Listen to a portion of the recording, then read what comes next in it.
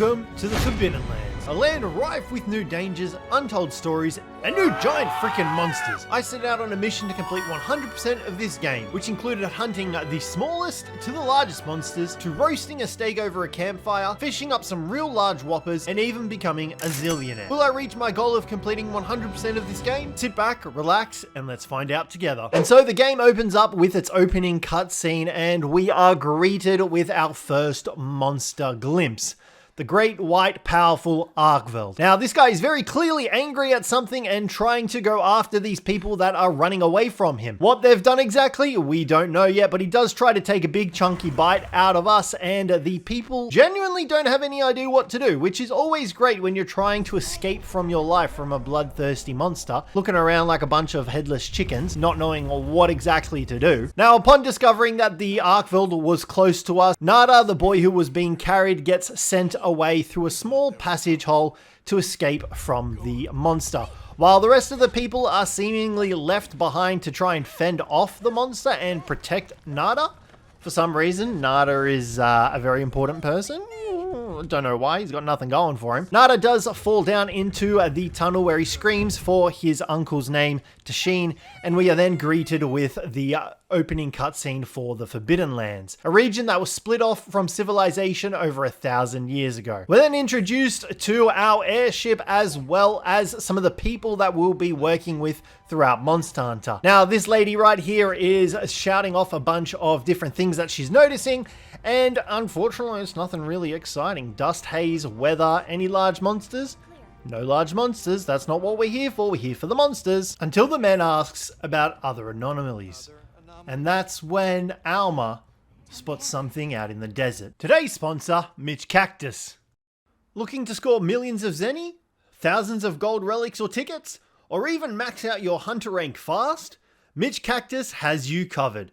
As the most trusted name in Monster Hunter Wilds, they offer 100% legit in-game grinding services that are safe, secure, and completely ban-free. With lightning fast delivery, Mitch Cactus can farm rare decorations, tackle time-consuming side quests, and handle all the grinding you'd rather skip. They also accept credit card, crypto, and more, so payment is always super easy. Still on the fence? Just check their Trustpilot. Over 15,000 verified reviews speak for themselves. And they're not just for Monster Hunter Wilds. They dominate in Call of Duty, Valorant, Marvel Rivals, Forza, and more. Ditch the grind and use code CHEESE at checkout for a limited time discount. Link is in the description and the pinned comment. Now, back to the video. In trouble. Set us down along the desert perimeter. I don't know why we bothered stopping for him, to be honest. He's just kind of a nuisance anyway, so we try to save the kid. You can guess who it is already. It's Nada. Unfortunately, he is still alive and breathing, which, well, that puts a bummer on the story. So, nonetheless, the team that were on the airship go to work at trying to save him, making him comfortable with a little bit of a pillow scarf, you know, giving him some water, treating his wounds and injuries. They then load Nada back up onto the airship and we return back to the old world where we've come from. With Nada resting peacefully, Alma does notice the necklace that's around his neck and he's quite shocked by it, or quite flabbergasted, to be honest. She's like, what is this little device? But we don't get to see the rest of her face, unfortunately, so we don't know what happens. We then get to work creating our character. However, because I had already played the beta, I had already designed my character and my palico, and so this was my hunter and my palico Miso. We unboarded from the sand ship where we were greeted by the rest of our crew, and we got a flashback sequence to when we were in the old world with the big general dude that was on the airship earlier that saved Nada. So he told us that we were headed to the Forbidden Lands, and that the scholars hypothesized that a monster which we thought to have perished long ago had resurfaced. So apparently it wasn't so extinct, and you can already guess which monster that is, the Arkveld. But these guys didn't know it quite yet, so they decided to call it the White Wraith. The guild then authorized us to head out there and try and find the keepers, which were Nada's people, and to investigate the Forbidden Lands. I then returned to the present time where a bunch of monsters were swimming through the sand, chasing after something, but we weren't entirely sure what they were after.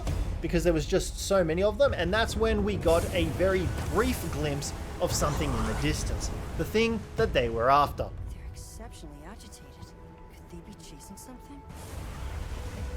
And they were after the secret and a little girl. So we, obviously being the heroes that we were, needed to intervene and save this poor innocent child and its little chicken bird from getting eaten by the Balahara. And crash right into them! Then what do we do? Hold on. What's that? That's alright. Can you reach it? I have to try.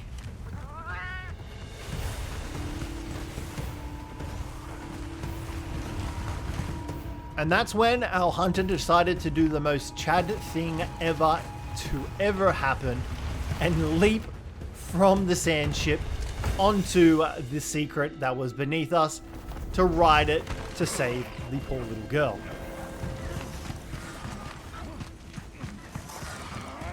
We were then brought into the tutorial where we were given the basic controls such as move, how to grab things from monsters and our environment using our hook claw, and we saved the little girl out of quicksand, I guess? Is that quicksand? Out of a sand dune quicksand type thing, jumping on her secret and riding it up the dunes to get her and her feathery friend out of it. But unfortunately, the monsters that were chasing us hadn't given up, and so we needed to deal with them permanently. Thankfully, our trusty allies on the sand ship had one of our great swords ready to go, and we turned around and we faced this bad boy and decapitated it. Straight up chopped it in half. At least that's what they would want you to think, because of the immense weight and power behind that sword would have definitely done some serious damage to the monster, and we never see it again. Coincidence? I think not. Thankfully, the girl's secret led us to who she was trying to save, which was her brother. Now, he was also getting subjugated to quite a licking good time from the Chupacabra. To be fair, he doesn't look too bothered by it. I mean, that guy's kind of got he's got some funky tongue action going on down there. Thankfully, we're there to save the day and save him from getting licked past the point where he's enjoying it. Go! But I can't just leave him! I'll help. Hurry.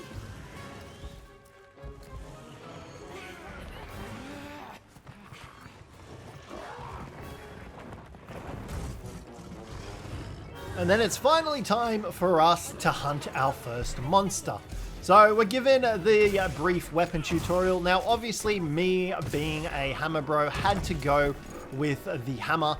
The bonk club is strong within me. So obviously I picked the hammer and I just loved it. It felt so good in Wilds. I was given the brief tutorial of what buttons to press and stuff like that. But like I had mentioned earlier, I did already play the beta, so I kind of knew most of the combos and stuff like that. So we made very quick work of the basic tutorial sort of quest bit of this, because this wasn't actually the hunt of the Chupacabra. It hadn't technically started just yet. So we were given the rundown of like whetstones and stuff like that to use, but we pretty much knew that. Me being a monster hunter sort of veteran, kind of knew what I was already doing. So we just continued walloping on this poor Chupacabra until he decided to bless us with a fleet. We're making very quick work of the Chupacabra. Oh, knocked out again, big fella. I'm so sorry. You're just not having much of a fighting chance at the moment, are you? After walloping on him continuously, he finally decided to run away, where we got to get a brief glimpse of his little tiny behind, which would be the subjugation of many a brutal hits like this one right here, occurring right in between the cheeks. Ooh, would not want to be on the receiving end of one of those. So we continued to bash and smash him until we had him limping and he actually retreated to his den. But the game wasn't very happy about me hunting my first monster and decided to try and glitch out. So I wanted to get this over and done with ASAP, so I decided to try out the new Mighty Charge while he was asleep. I did whiff it, but we still managed to kill the Chupacabra in the process as well. My first monster hunted. Looks like everyone else is fine. My secret is still bugging out at the moment and behind us, but we're just going to try and ignore it. After saving this dude's life, he genuinely couldn't believe that we had slain this monster before. So, yeah, obviously the giant weapon on my back didn't give it away that We're serious about our monsters and we don't like them very much, so we had to kill them. We're then brought back to the base camp area where the rest of our team have set up from the sand ship. We're greeted with another hunting team as well as the secrets that we've brought back with us as well.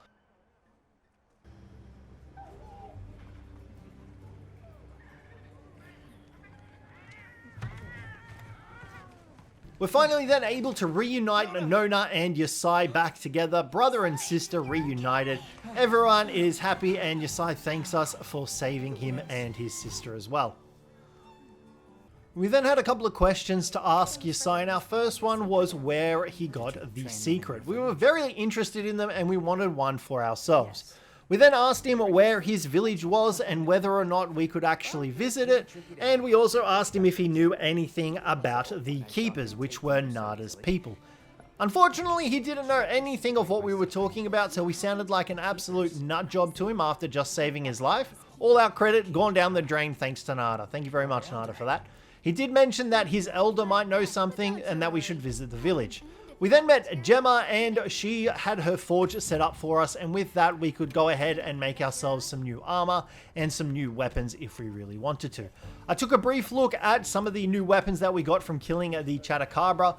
This hammer was one of them. So I was very excited to eventually craft that up.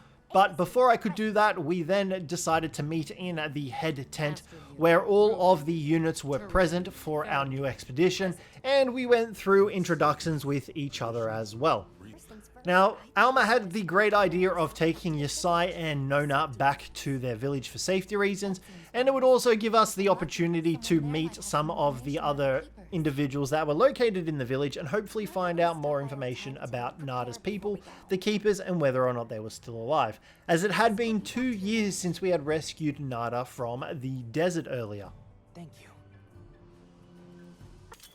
Is your village far? Now, we were then introduced to the overworld and the Hookslinger, and we could finally ride our secrets some more. And we were then introduced to the wide open plains and some of the new monsters and endemic life that we would be coming across while being out here in Monster Hunter Wilds. So, after making my way into the plains, I needed to grab some honey for the provisions officer, so I took a second to grab some and just decided to absolutely admire these beehives and how nice they looked. They looked so good and I was so excited. Sorry about that. Kids getting attacked by bees. After admiring the beehives, we finally made it to Yasai's village. However, we were stopped dead in our tracks from Zato. We explained to him that we had saved Yasai and his sister, however, he was not keen on us entering the village and told us that we needed to go back. Unfortunately, he also wanted the secrets as well. So, after all of that saving, after all that heroism, we're left with absolutely nothing. Not that I'm counting or anything. I'm totally not banking on any rewards we're getting from being a vigilante hero type dude. Thanks for letting me. Upon leaving the village, we're met with another monster. However, thankfully, we hide from it and it doesn't spot us, because that could have been chaotic. For the monster, of course, we had our hammer.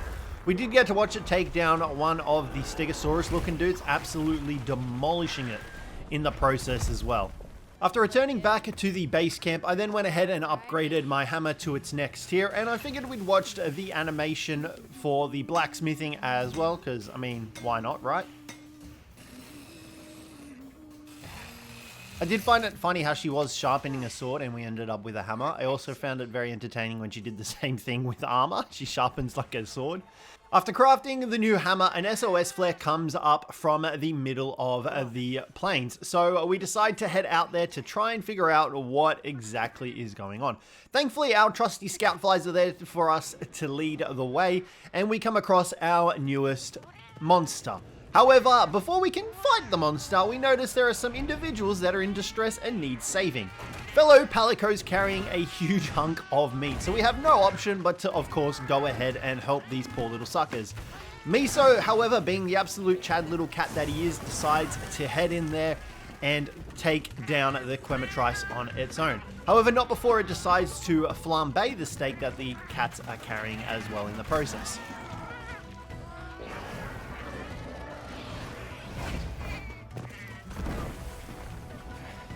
No! little badass.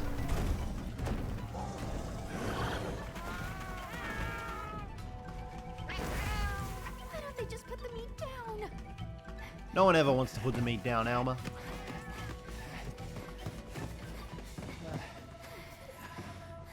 Terrible hunter. Thankfully, Yasai is there to save the day with the 2 secrets that we were riding on earlier. We were then able to catch up to the Quematrice. However, we didn't really have the village's permission, so we just wanted to jump on there and save the little palicos before it was too late for us. I was going to say, I don't think I could last very long without a secret.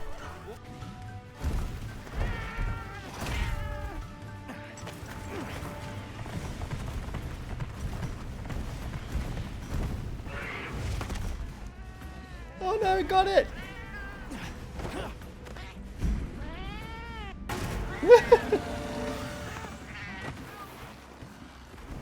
Now the meat's going to be covered in dirt.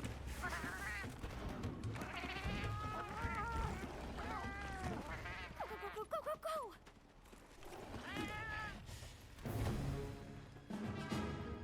Quematrice. Oh, this thing looks sick.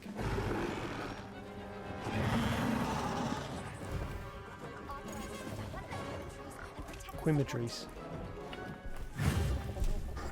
Thankfully, I got the authorization from Alma and it was time to earn my keep.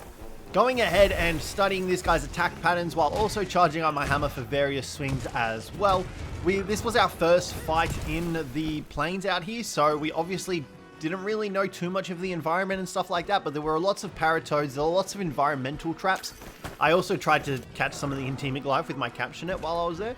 I did bring the Quematrice over to the pitfall trap over here, and I tried to once again capture more endemic life, thankfully catching a wind rustler in the process as well. I did want to try and trigger the vine trap or whatever it was called. I just couldn't figure out how. Finally figured it out, and then it was time to try and get the Quematrice into this trap. But not before hammering it a little bit more.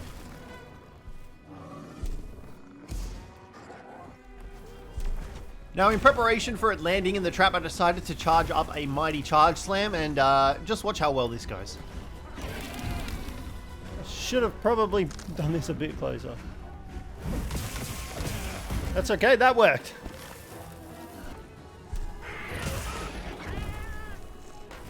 Big hits coming in.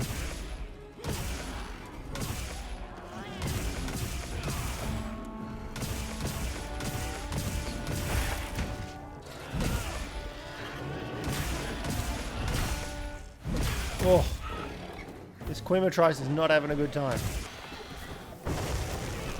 Okay, that was a pretty good move. Absolutely destroying the Quematrice.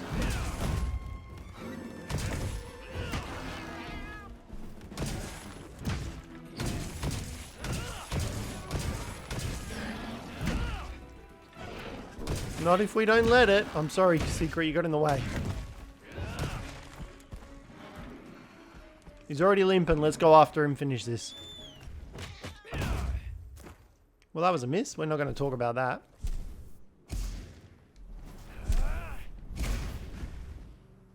Oh, that was a big hit. Let's finish this. He's going to probably die here.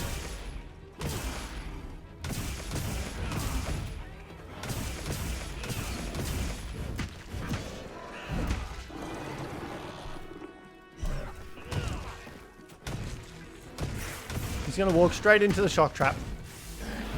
Oh, what a finisher. So with the absolute slaughter of the Quematrice, we're then taken back to base camp where we thank Yasai for bringing us the secrets and saving our support team. We also asked him why he came back for, and he wanted to drop off the secrets for us, which, I mean, I'm not going to complain. I'll take it. We also increased our hunter rank from that hunt as well. After that, we then went ahead and met the support team that we saved from the Quematrice, and they told us that they cook steak for us so we could occasionally get rations. We then followed Yasai back to his camp where we got a proper introduction this time around because Zato wasn't here to stop us from coming in. So we actually got to meet the elder up here, and we did have a couple of questions for her, mainly purveying to Nada's family members, the keepers. So we obviously had to ask her a couple of questions to see if she knew anything about them.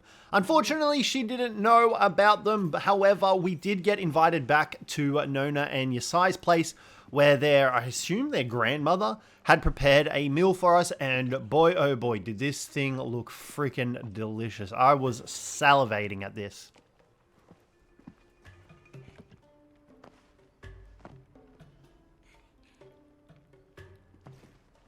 It looks so tasty. That actually looks so damn good. Oh. I'm pretty sure at this stage I was genuinely salivating. We then let Yasai know about the Doshaguma who was approaching close to the village and that we had seen him, and he pretty much told us that they came from the jungle. So we already were getting our next biome area that we were heading to. However, before that, I did decide to partake in a multiplayer hunt and hunt the Quematrice again, mainly because I wanted to take a look at some of its gear that we could craft from it, and I just wanted to participate in a multiplayer battle as well. So, safe to say we absolutely demolished this guy as well.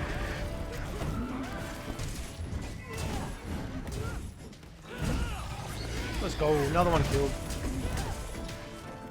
After killing the Quematrice a couple more times, I then went ahead and decided to take a look at its armor as well as its weaponry, because I figured, why not? We might potentially craft this down the line.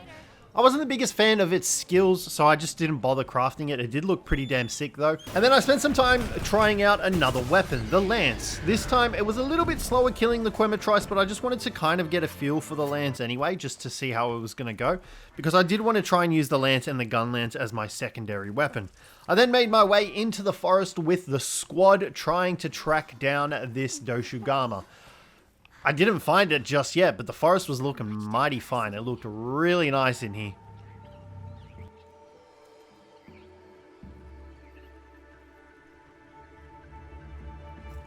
So after wandering through the forest for a little bit, we eventually came across the base camp that was set up in the forest, and we arrived just in the nick of time to help them set everything up, and we met the other team that were out here. Now, these guys were sent here with a separate mission to ours, and they were here to defeat whatever monster it was that we found. We didn't know that at the time yet though, so we continued unpacking everything for the base camp to get everything set up. And that's when we met Olivia and Athos.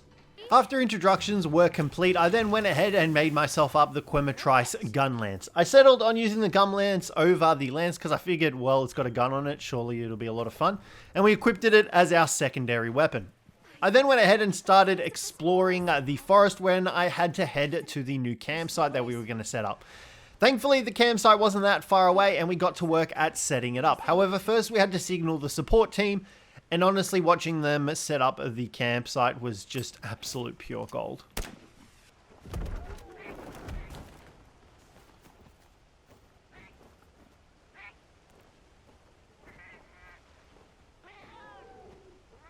I then wanted to test out the cooking system as I needed to eat some food to bring my health back up, and I don't eat fish, but that looked pretty damn good if I say so myself. Like, that looked hella tasty. I can't wait to see the other ones. I then got the achievement for cooking over the barbecue grill for the first time as well. So after completing my preparations, I then headed out into the field to try and track down the Alpha Doshaguma. We did manage to find some of its fur, however, there was something else out here as well. Eric had managed to find a small floret. However, it belonged to something quite menacing, a Laala Barina. Now, at the time, we didn't really have too much of an idea of what the Laala Barina was. However, we were about to find out. But before we could, Eric decided to go ahead and get himself kidnapped by the Laala Barina.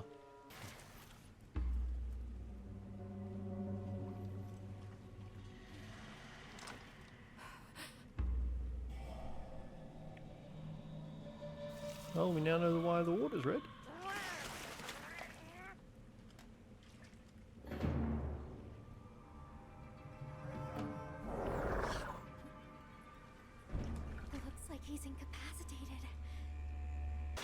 Olivia was thankfully able to pull Eric out of the Laala Barina's webbing. However, the Laala Barina obviously noticed this, so we were going to have a little bit of a fight on our hands. Thankfully, we did have armor at the ready for us, authorizing the hunt, and ready to take on the Lala Barina.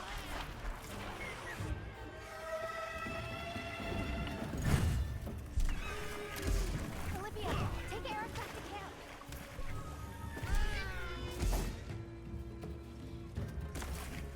Now, I also managed to get another achievement while facing the Lala Barina, and that was to mount a monster for the first time.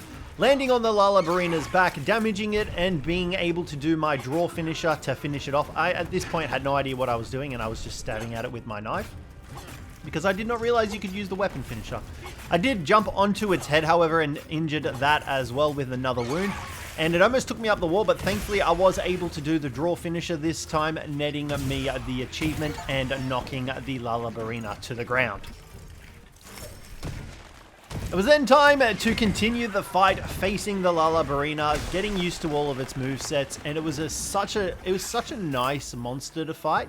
Like, its moveset was like really synced up to its look and its feel.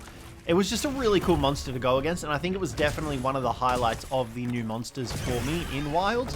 We did manage to knock it out, thankfully, with our hammer, just absolutely clobbering it, unga-bungering it all over the place and absolutely destroying it in the process.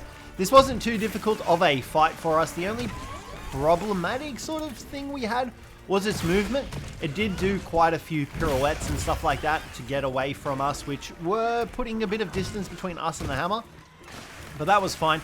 I did eventually switch out to my gun lance to give that a shot against the Lala Barina, because I hadn't really had too much of a chance to practice with it all that much yet. And I was able to get my Wyvern's Fire off on it while it pirouetted around, killing a Pirigil as well and adding that to the field guide too, as well as obtaining a subquest for it. And I kind of just kept attacking it, trying to get a feel for the gun lance. Missing half of my attacks and getting knocked to the ground by the Lala Barina is never a pleasant time. But I figured I'd already stunned it twice, so I was going to just try and use the gun lance to finish it. Thankfully, I did get it weak enough to head it back to its lair, and we were then able to use our focus strike on it and do some extra damage to it and destroy extra wounds. Then it was just time to finish the Lala Barina.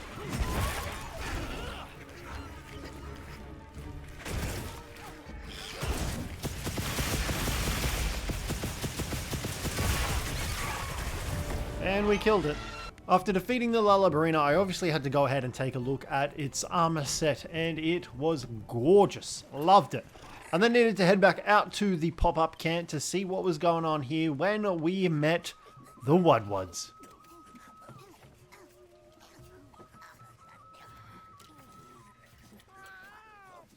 These adorable little critters were going through everything at our camp, trying to salvage and steal whatever it was that they could find.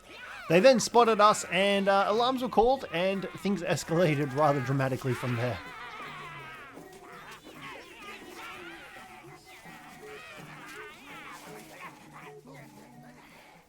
They must be telling us to follow them. Allow me.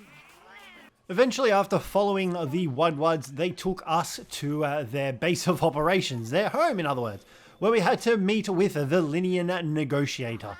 Now, this Lynian negotiator was called Plumpeach. Plumpeach pretty much wanted us to go and hunt a Congalala so that we could harvest its fur, because these guys really enjoyed the Congala's fur. So we needed to go and get that to get on these guys' good side. So we eventually found the Congalala in the forest, and well, he was peacefully asleep, but the Wudwuds had other ideas in mind.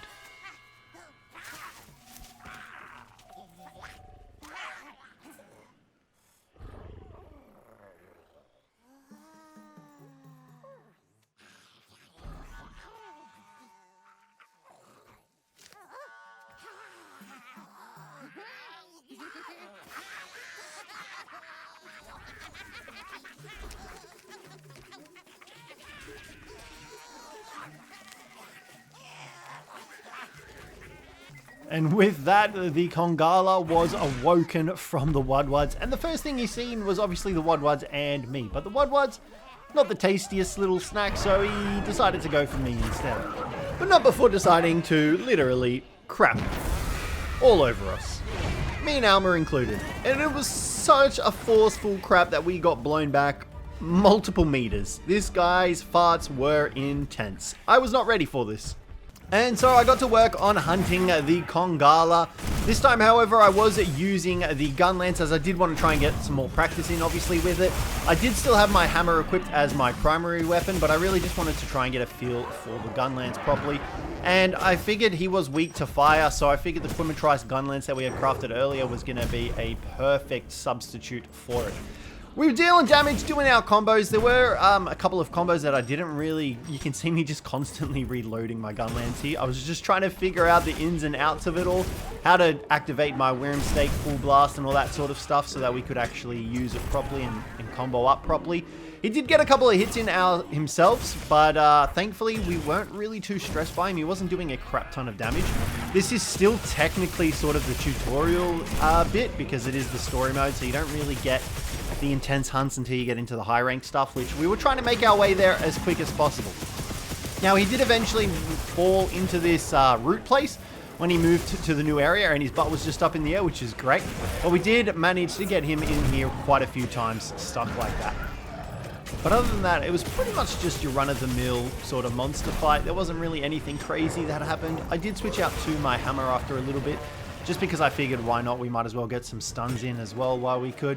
And we were able to finally finish him with our hammer and a couple of big bangs. He did retreat to his honey area, which was his resting spot where we started, but he didn't really last all that much longer because we were pretty much able to decimate him with our hammer.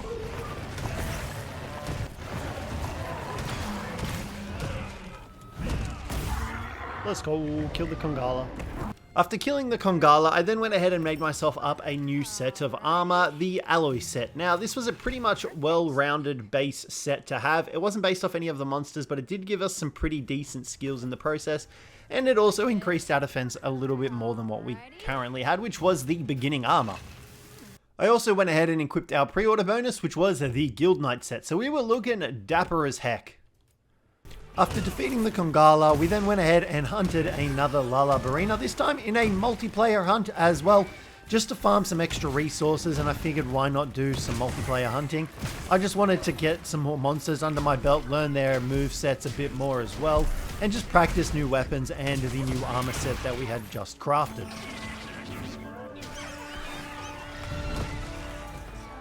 I then had the pleasure of meeting Kanya. Now, Kanya had a side quest for us, which was the first side quest that we had received, and she pretty much gave us the fishing pole, which allowed us to fish. Now, we did have quite a few achievements linked to fishing, so it was a very slow, painful process to learn how to fish. I spent a solid amount of time trying to figure out how to get this thing to work, and I'm pretty sure to this day I still haven't really nailed it all that much, but thankfully I was able to reel in our first fish, and I got another achievement that we needed for catching our first fish. I then also got the achievement for completing our first side mission once I spoke to Kanya again.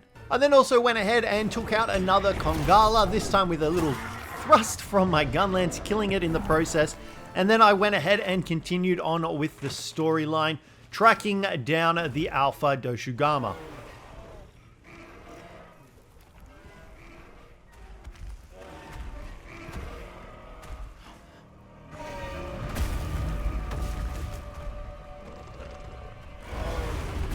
What a big man of a unit. After finding the Alpha Doshaguma, I then had to return back to the desert because someone had gotten themselves into some trouble and needed rescuing from yours truly. The same guy that wanted to take our secrets away was now getting chased by a bunch of Balahara. So we obviously, being the heroic hunter that we are, had to go and save him from this ongoing threat.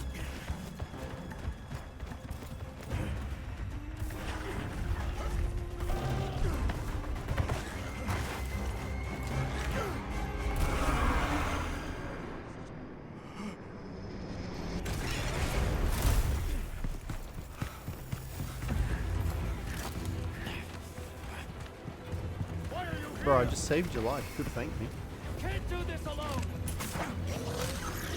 So after saving his butt once again, I then went ahead and fought the Balahara. Now this guy was really cool. He had like drill bits for his tail and for his mouth, so he had like really cool drill-based attacks, I guess you could say.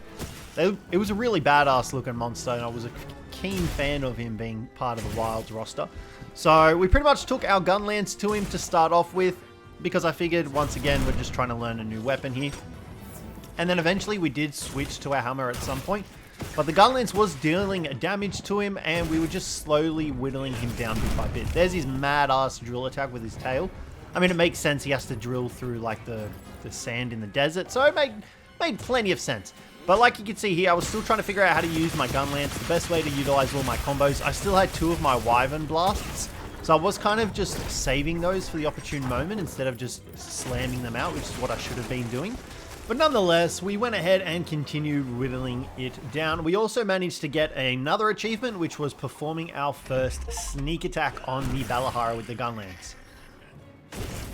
Eventually, we did defeat the Balahara and saved the head dude of the village, which we were happy about. He was probably very happy to still have his life intact as well. Let's go kill the Balahara. So after saving Zato, we returned back to his village to let the elder know that the pack of Doshaguma were making their way through the forest and into the village. So we had to get everyone into shelter before the pack decided to come here because they figured that the gem chimes were going to save their asses. Sparkling crystal rocks were not going to save you from a pack of bloodthirsty giant monsters, you crazy lady. And lo and behold, we were correct. And just on time, the Doshagumas decided to show up with the Alpha leading the pack. So unfortunately, we did have to sacrifice a few of the livestock to give the Doshaguma something to chase after, while we evacuated the rest of the village.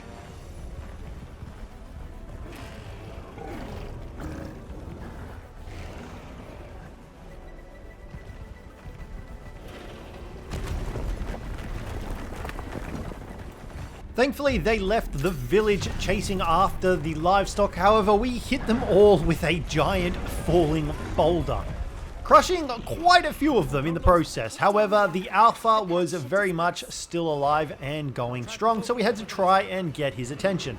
Now, obviously, the best way to go about doing this is by, well, attacking it, so that's exactly what we went ahead and did. However, I was a little bit low on HP and my weapon sharpness wasn't looking too great. Plus, he still had a couple of his beta Doshagumas around him, so we also had to deal with those guys. So I thought I'd pop a Wyvern's Fire straight into his snout to try and get his attention. Nothing more than like a real fire blast straight to the face to grab your attention. But look at all of the Doshagumas that were following him. Thankfully, he did end up following us out into the desert, and the smaller ones kind of got lost in the process.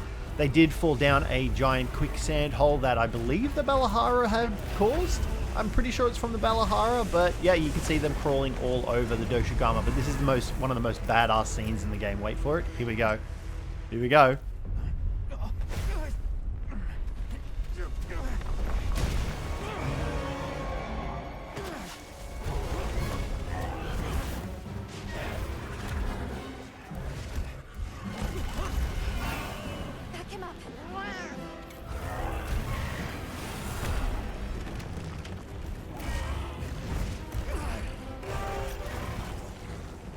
Oh, what a badass.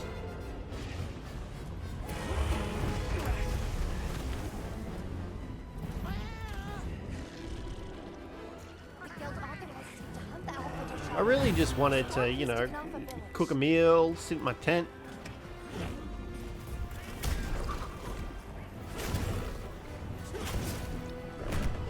Now I've got to fight this guy without any food in my tummy. Makes for an happy CJ.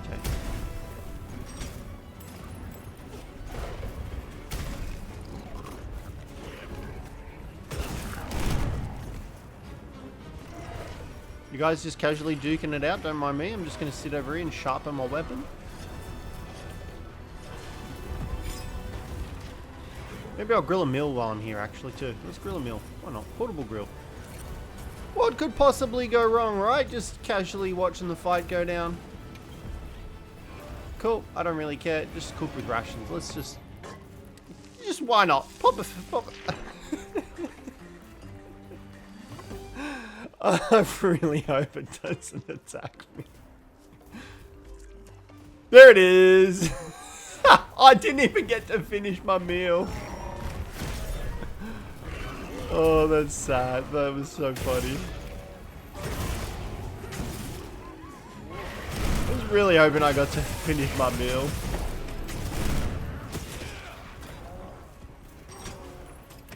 That's alright, we'll cook it now. So after that lovely time, it was back to hunting the Alpha Doshaguma. So we pretty much switched to our hammer because I figured we could get some solid stuns off. The gun lance really wasn't doing it for me for this guy. He was just a bit too mobile and too fast. So we switched it up to the hammer, and you can already see that we managed to get the stun off. We were dealing a crap ton of damage with the hammer. The hammer is totally my comfort go-to weapon. I vibe with it every single Monster Hunter game. I love it every single time. It's so good. Eventually, he did retreat to another area, and we did manage to hit him with some falling boulders. And we just continued walloping him and going Unga Bunga mode with our hammer in the process as well. Just smacking him around. Although I don't know why I was aiming for his little tiny tippy toes in this part. I definitely should have moved to his head because we did barely any damage at all, but we're not going to talk about that.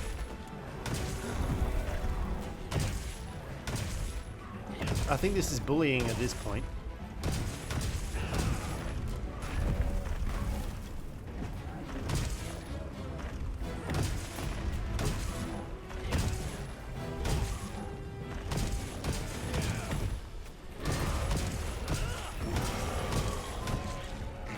Let's go. What a finisher. After completing the quest, we also got the achievement for the giant crown for obtaining our first silver crown or higher in the hunting log, as this Doshaguma was actually a gold crown Doshaguma.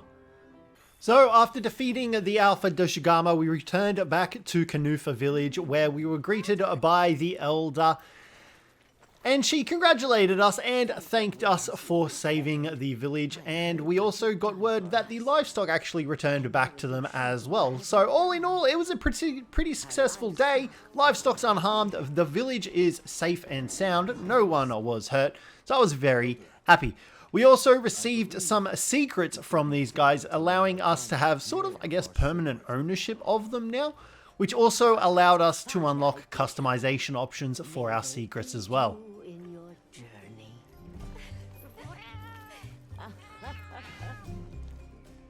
And so I went ahead and began customizing my secret, and we gave it some color changes. I thought it looked pretty damn cool, to be honest.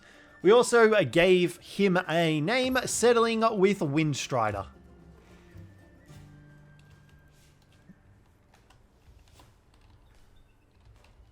I think that's a pretty cool name too, I'm not going to lie.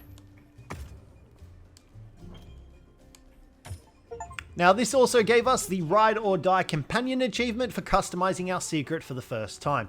I then also went ahead and made up our Palico some Doshaguma armor because I thought it looked pretty sick, and we hadn't upgraded our little dude's gear in a while since the start of the game, so I figured this was a fitting upgrade for him. Look at this little badass. So following saving Kunafa village, we then headed back out into the Scarlet Forest to see what was going on, as there was a crap ton of water coming out of the Scarlet Forest. Something was obviously very wrong here, so we went to check it out with Olivia and her squad. Bro, she just said don't move. What are you doing? Whoa, what the hell is that?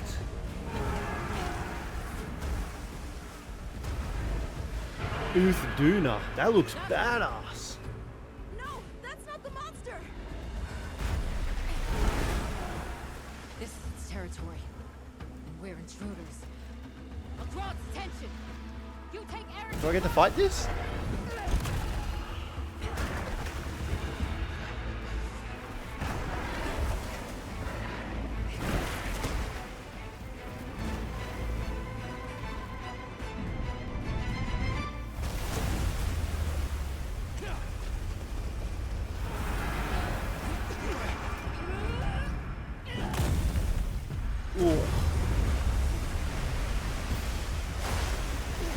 This is a sick looking monster.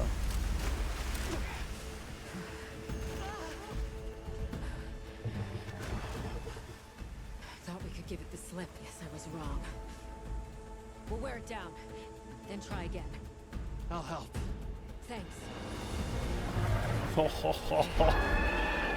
Now this is a cool monster.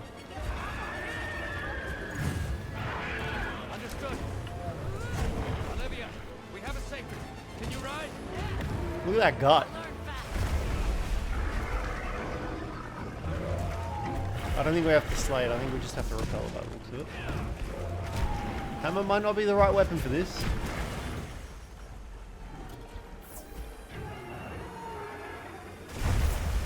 What a badass looking monster.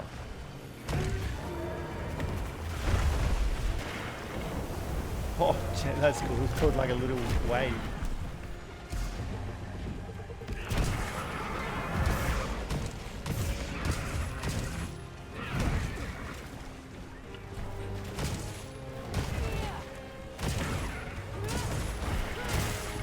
Oh, that's a tail flick attack if I've ever seen one. Oh, it's flat now. Look at it. Did it just lose all its thing, or is it just going like that because we're beating its ass? I mean, hope we get to kill it because I want its parts.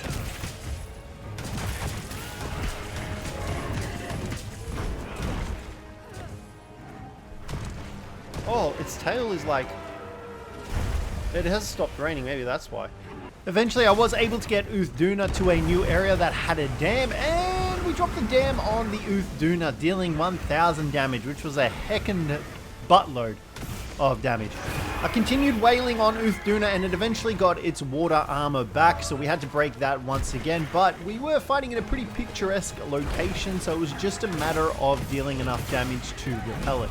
Unfortunately, I didn't think we were going to kill it, but we did unlock a new achievement, which was for hitting 50 weak points on monsters. The Uduna went for a dive, and I managed to hit it with the terrain, causing it to get shot out of the water, where I could continue smashing it in the head, going full Unga Bunga mode with my hammer. Thankfully, I was able to repel it, and we did get greeted with a cutscene of the Uduna fleeing.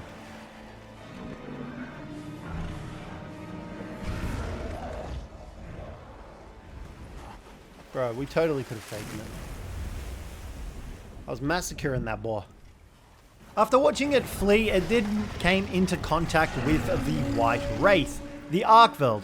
Now, this is the first time we had seen it in a game, however, Nada had seen it before and he had realized that this is what it was. So we watched the Arkveld slowly drain our weakened Uduna of its energy. Unfortunately, I didn't get any of the spoils, which sucks. I don't know why he got the pleasure of killing it, but Olivia did not hesitate and went straight in to try and deal with this sucker. What an absolutely Chad lady. However, the Arkveld did fly off, preventing her from actually even doing anything to it. After completing the mission, I then also unlocked the Shadow in the Downpour achievement. My cat having the most joyous time ever. That's so fucking good. It was then time to head to the Wudwuds to see if they knew anything about Nada's people, the Keepers, or the Arkveld. Upon arriving, however, they were in quite a rush to stop us and Zato's caravan from progressing any further, and we went ahead and greeted them all. Zato did prevent them with some of their wind chime crystals, and the Wudwuds are happy, and it was time for us to join him to a new area, the Volcanic Oil Basin area. So my unit offered to accompany them on the road. Where to? A village among the oil springs. We make the trip there after every sand tide to trade. Where is this place? Beyond the forest. Well, looks like we're going to the oil fields. The stone, bone, and oil folk that dwell there have been perfecting their art since ancient times. Perked my ears right up. Move out! Yes, sir. We should consider This looks like a pretty badass looking area. Can't argue with that.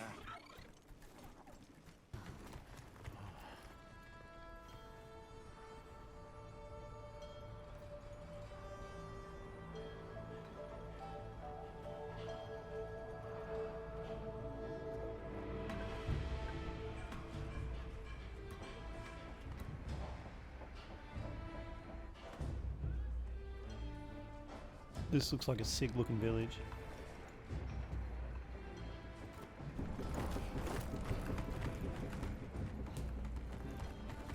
Upon arriving in the main hub of this new city, we meet the chief of the bone folk as well as the chief of the stone folk.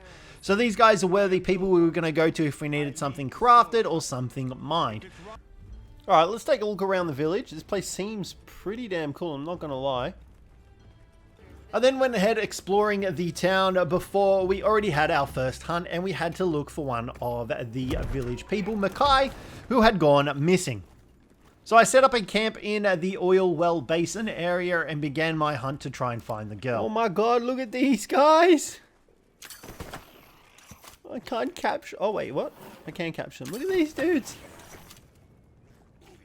Whoa. I don't want to kill them, but I want their parts. Gilderon. This guy just changed colors.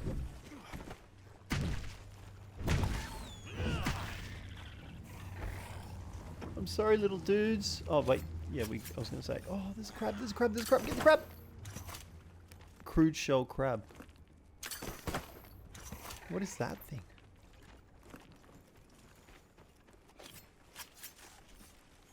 They're next. Look at these dudes just sleeping. I want to take them home with me. That's why exactly I'm killing them for. I can't tell if these guys... Yeah, okay, they look dangerous. Oh my god. That head attack was sick.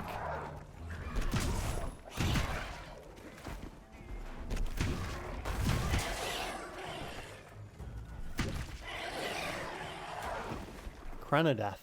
After killing some of the local endemic life, I then headed out into the next area that I needed to go to, which is a very oil slick place, and I had a slight feeling I knew who we were going to be hunting this time. The Rompopolo.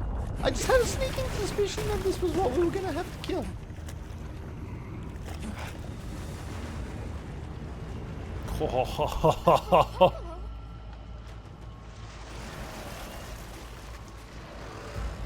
That looks so much sicker than it will look like in the trailers.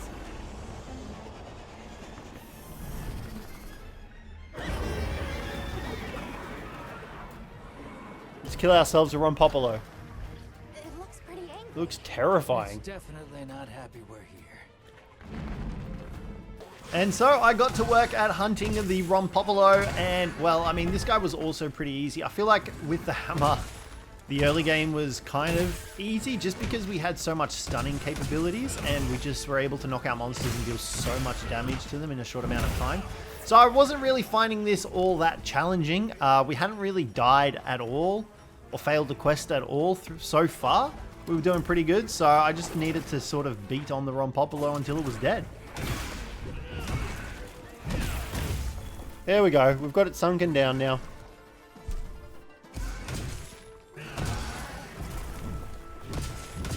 And it's automatically puffed up again. But there goes its head. Oh, that has to have been the biggest damage number that we've hit so far. 412.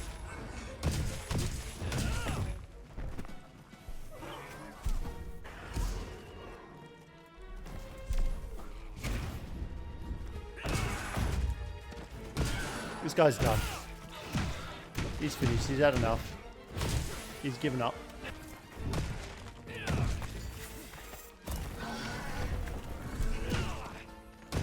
Let's go. After defeating the Rompopolo, I then managed to find Maki hidden in a little crevice with her friend who had also incidentally injured himself, I'm guessing from falling, because it definitely wasn't from fighting the Rompopolo. Upon helping them, we found out about the fire spring and that this oil was for the fire spring, a huge fire event that occurred in the oil well basin and riled up all of the monsters in the area, such as one of the great apes, the Aza Khan. Listen up! It's time!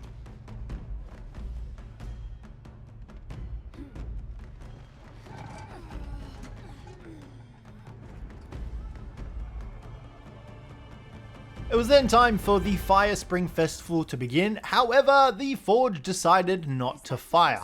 For some reason, it didn't want to do its normal thing that it did. So these guys added a bunch of white balls into the mix and, well, we tried it again.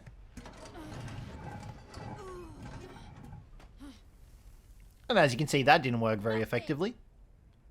We then found out about the Landspine. Now, the Landspine apparently went across the entire of the eastern area. So the crystals that it formed was also Wilk. Now, this is what they were using to stoke the fire. And we'd find out later on that Wilk is very elementally prone. So this stuff went across the entire Eastlands, and whenever the Landspine was damaged, it would form new crystals that they could be harvested by. After the failing of the Everforge, we went back out to the Windward Plains as there was another sand tide happening, which is strange because it just happened, and that is when we arrived to see the standoff between the Arkveld and the Rey Dao. There it is. The White Wraith. Okay, but what's the other one? From the look of it, that must be this region's apex predator. This could get ugly. We better keep our distance. Or we can observe from afar.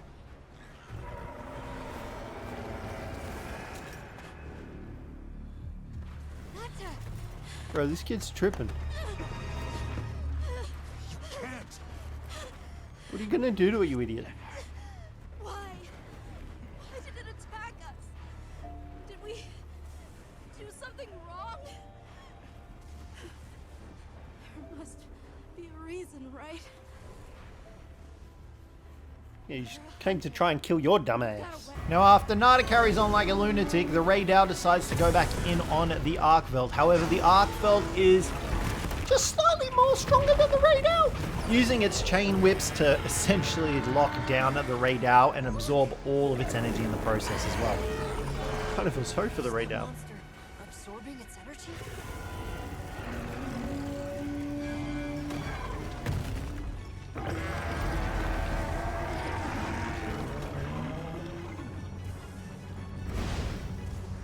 After the Arkveld had had its fill of the Rey Dao energy, it flew off. However, thankfully for the Rey Dao, and unfortunately for us, it got struck by a giant lightning bolt, recharging it in the process. However, it needed somewhere to redirect that anger.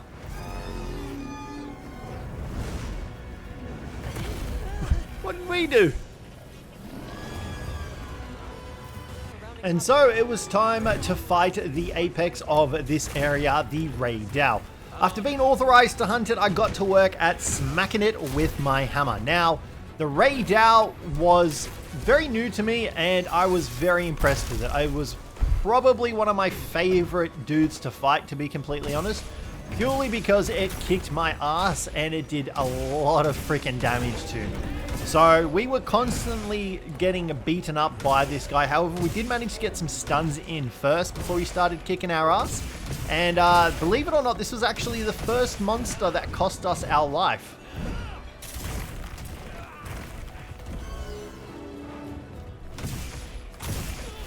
Storing up lightning? There's an attack. Fuck. I got annihilated with that shot. God damn. Well, that's awkward.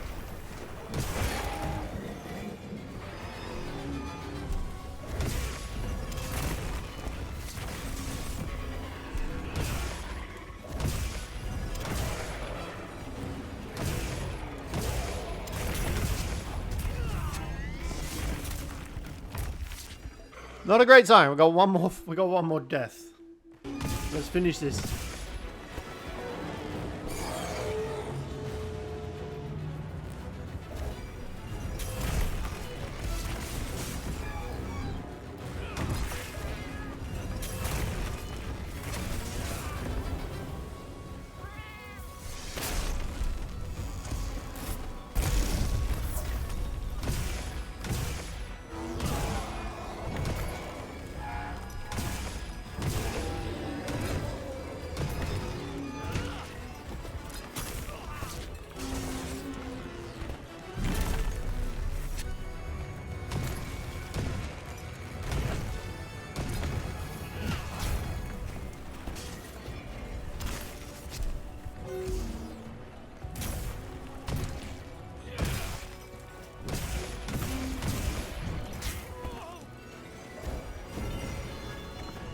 No!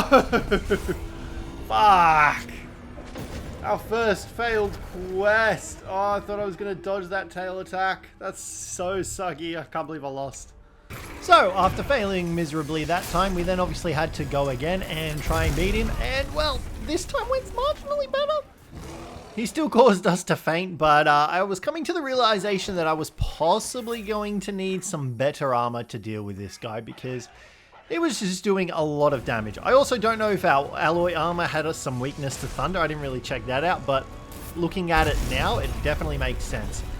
I survived on a sliver of HP on this thing. Thankfully, I was still alive.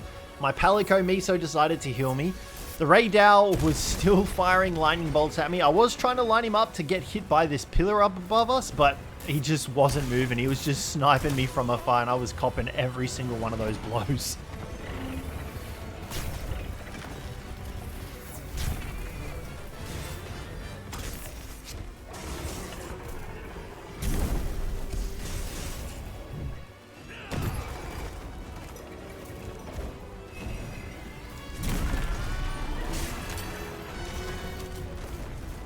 Oh, I still fucking missed him.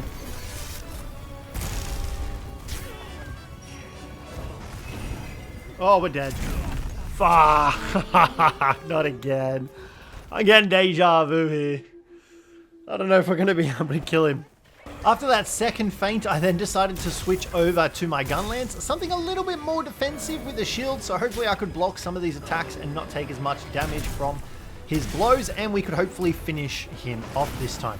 He did have the skull icon, which meant he was low, so we just had to finish the job. Bro, what did I say? I can't afford to take any hits, and what do I fucking do? Go and take all the hits.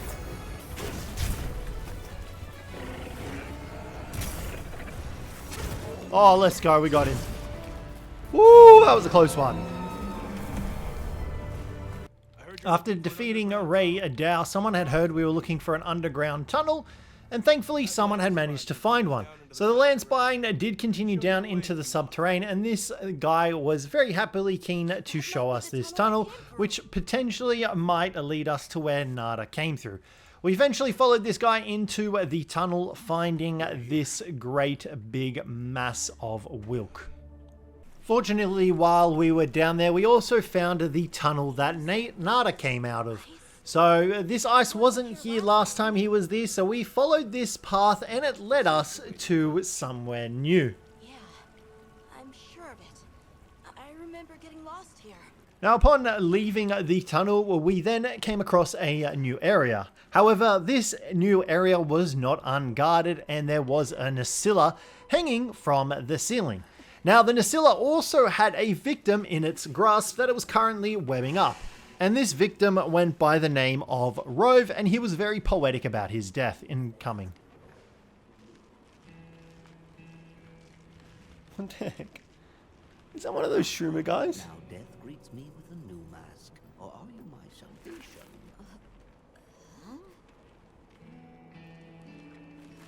So, what shall it be? Should I leave it to fate? I squirm, I struggle. Ergo I am. Faced with death, I am finally, truly alive.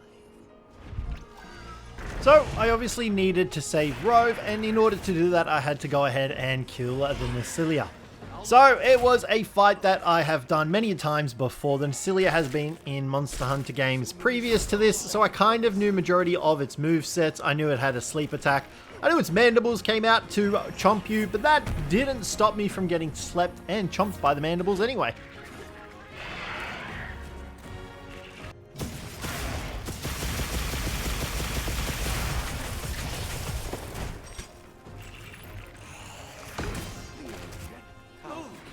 Fucking hell again. I'm dead here. After dying to it, it then retreated back to its nest, where I switched up to my hammer to try and beat it. However, the Nerscylla had other ideas to try and send its spawn on me, so it sent all of its babies after me to try and kill me. But thankfully, when fighting in this area, the Nerscylla was vulnerable to the webbing of its own design, so we were able to actually pummel it into the ground as well to stun it for a little bit, and I don't think it was too happy about us killing all of its offspring. I think he got a little bit aggressive here at one point.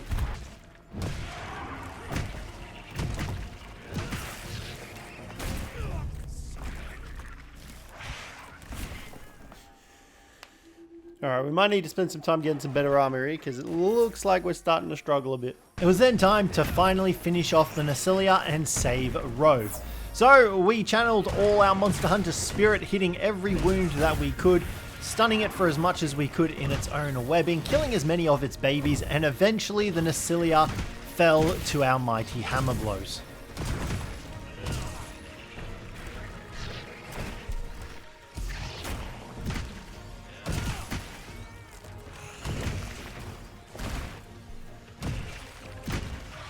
Let's go. Nerscylla has been killed. After saving Rove, we are finally introduced to him and he gives us his name. I just knew it was Rove because we had already experienced this before. So he thanked us for the rescue and he told us that he was a humble Wudwud questing far from home. We then asked him for guidance around this area if he knew anywhere where we could rest, and thankfully he did have a hidden place that he was able to take us to where we were able to set up camp. At camp, we went ahead and upgraded our hammer as well, and we also took a look at some new armor that we could potentially make, such as the ingot armor. So we went ahead and crafted that up, which was once again just a basic sort of no specific skill set armor. It just gave us that extra defense, a couple of extra nice skills such as stun resistance and divine blessing. After crafting the equipment upgrades, we then continued on in this new area, where we found some really creepy hanging stuff. I didn't really want to know what that was, but we were eventually ambushed by some Hirabami.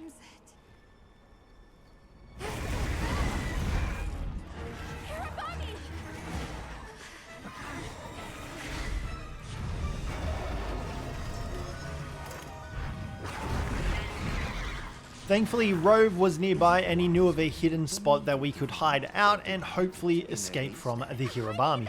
Alma thankfully answered his riddle and he guided us to this area that he was talking about, but the Hirabami did try to take us out on the way through. Thankfully, we were able to escape and we were able to set up a little campsite out here as well. Your small hovel. After making my way from the camp, it was then time to face the Hirabami just outside of it.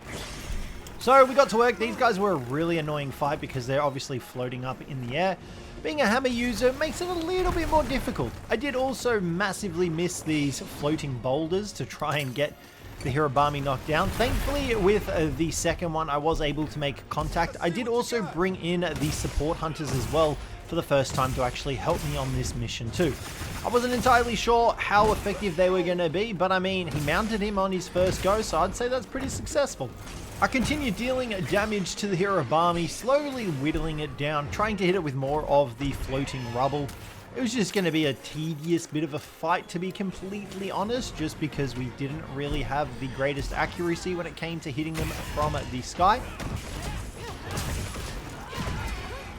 Let's go. Killed it. After defeating the Hirabami, we returned back to the oil well basin where they had finished repairing the Everforge. However, we were trying to stop them as we had discovered it was an ancient apparatus and it was responsible for a buildup of energy. However, if that energy had nowhere to go, it would lead to some devastating effects. So this guy had already repaired it and we wanted him to stop the Everforge from going on, but he was just being a rude prick and didn't want to do that. So he fixed it and he didn't want to take any other answer for an answer. So they lit up the Everforge and that is when the chaos erupted. Good work. We beckoned the fire spring with our own hands.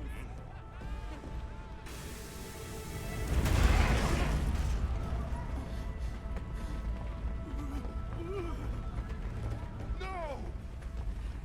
What's happening? You okay? Now, the buildup of the extra energy from the Everforge had caused the Great Apes to go crazy, and so they headed out to the basin to try and attack and destroy the village. But thankfully, we were there alongside Olivia to deter these great beastie boys from coming into the village and attacking.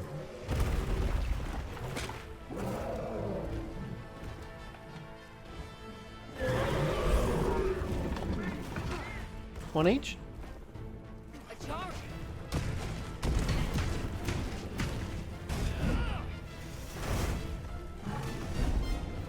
These guys are badass.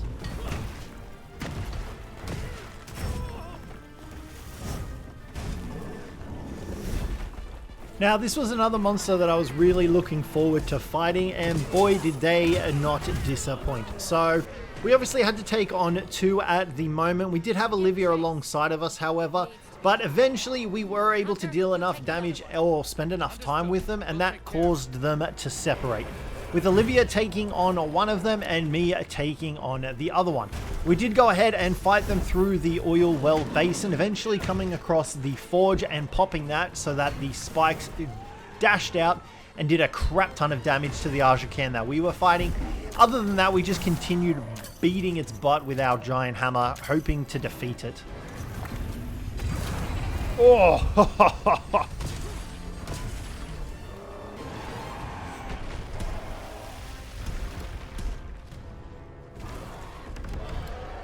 That's so badass.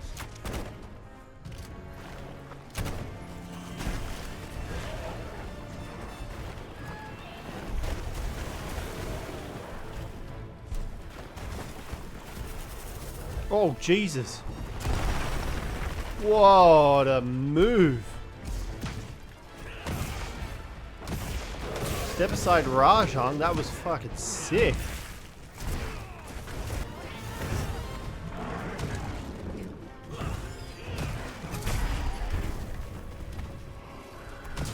That was badass. Did I just counter his attack with my hammer swing?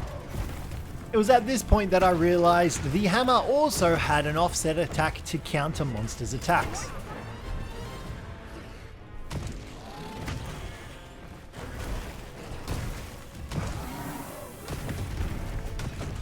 It's on its last legs. What's your move?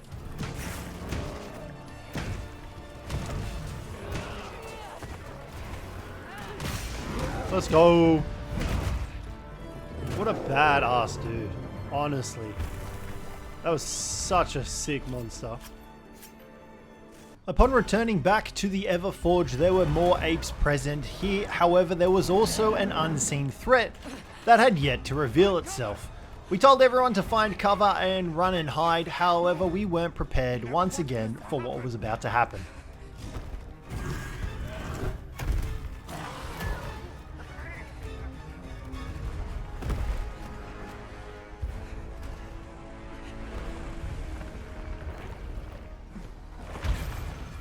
Oh, let's go.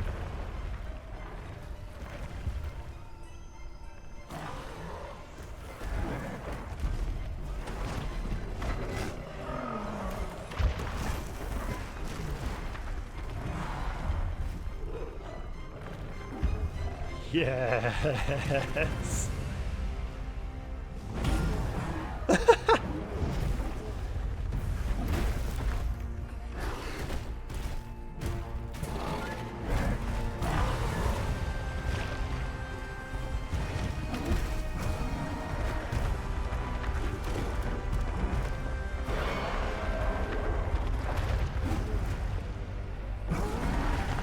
What a badass monster. It was then time to go and hunt the monster known as the Black Flame. There was a particularly fierce fire spring. The Black Flame came and consumed the Everforge. So we descended into the oil well basin to try and track down the location of this cephalopod. Oh, I'm so ready. Let's do this. What? Oh man, I'm so excited to hunt this guy. I popped a couple of the nitro toads in the area, and thankfully they all triggered on the Black Flame, dealing some explosive damage in the process. That wasn't a crazy amount of damage, but every little bit helps when you're fighting a gigantic oil-spitting octopus you'd find.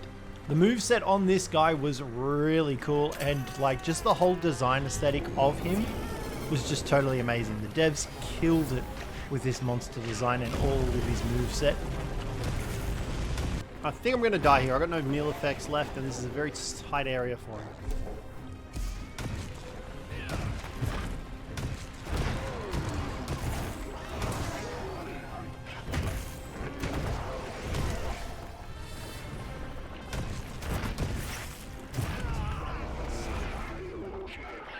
That's fine. I'm not too stressed about it.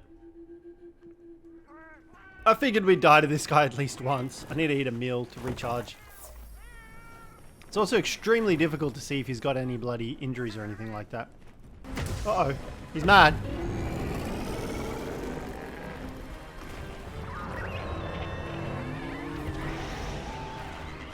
Oh god, I did not want to be on the receiving end of that.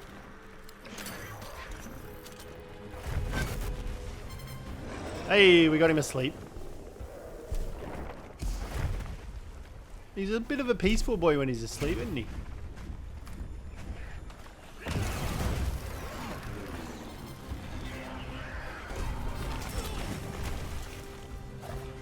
Oh!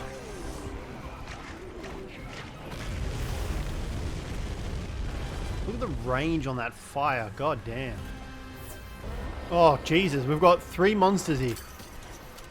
The Black Flame, the Rompopolo, and the bloody other guy. Aza Khan, I think his name is.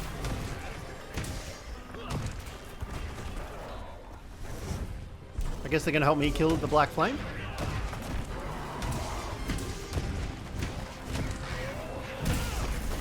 I'm hoping that's the case anyway.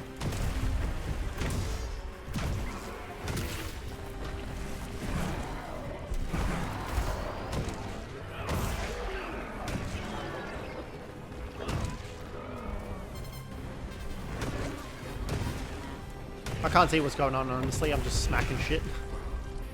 I'm running out of health here.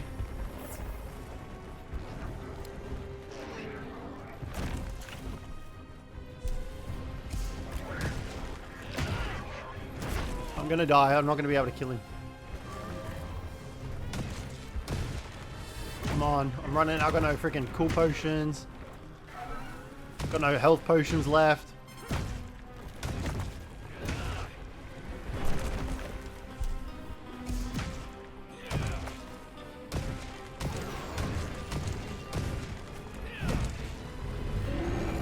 Still got one more angry.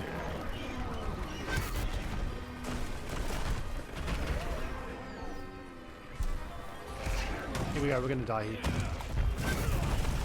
Oh, I couldn't get him. I didn't have any cool potions. I had no normal potions left. It's fine. We'll get him next time. So after carding, I returned back and I only had one more chance. Thankfully, he did have the flashing skull, which meant that he was low. We just needed to make sure that we didn't die to him one more time. Thankfully, I had brought more potions alongside with me this time around. So all I had to do was make sure that I didn't get hit by his huge flame spouts that he decided to shoot at me, and we should be all sweet, right? Well, I still got hit by all his little mortar attacks still as well.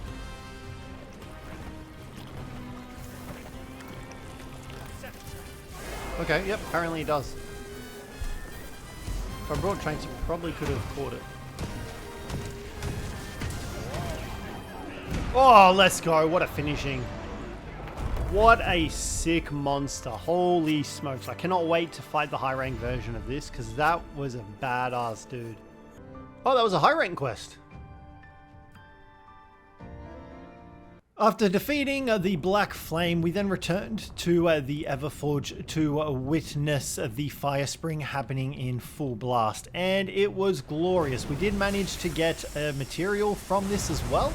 So the material that we ended up getting, we would obviously use it later on down the line. But for now, it was just kind of a useful little item to keep in our little inventory for the time being. Well,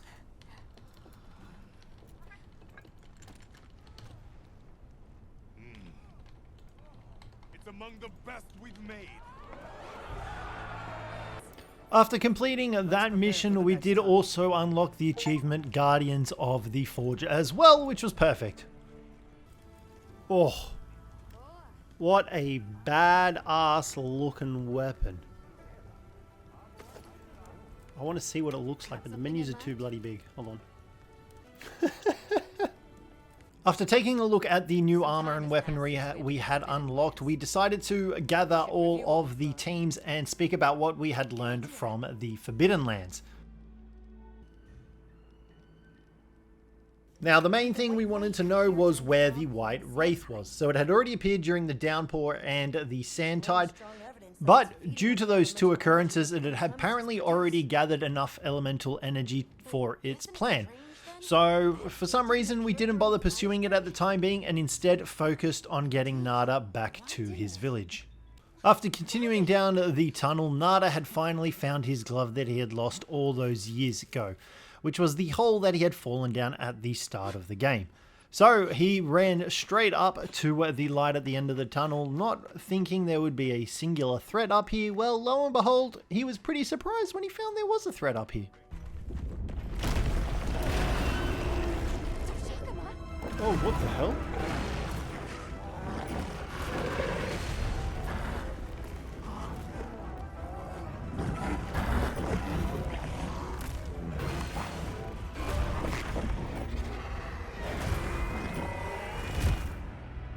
After the Doshagamas were done attacking each other, they turned on me to try and kill me when an explosion happened from their claws. Now, I had no idea what the explosion was from, but it was definitely dangerous, and from that explosion, Wilk crystals arose from it. So, obviously, these guys were being empowered by the land, and from that, they were able to produce Wilk, which I'm assuming is something that they were able to then absorb as well as extra energy.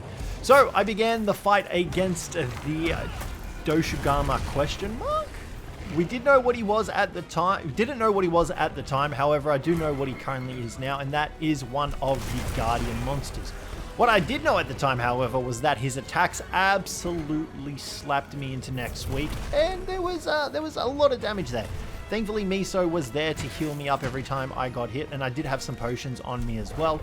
This guy did have the similar attack patterns as the standard Alpha Doshigamu, but this one also just had the extra bonus of being able to deliver giant explosions wherever it struck. So I continued wailing and walloping on it till we could bring it low and hopefully kill it in the process and figure out what the hell this thing was.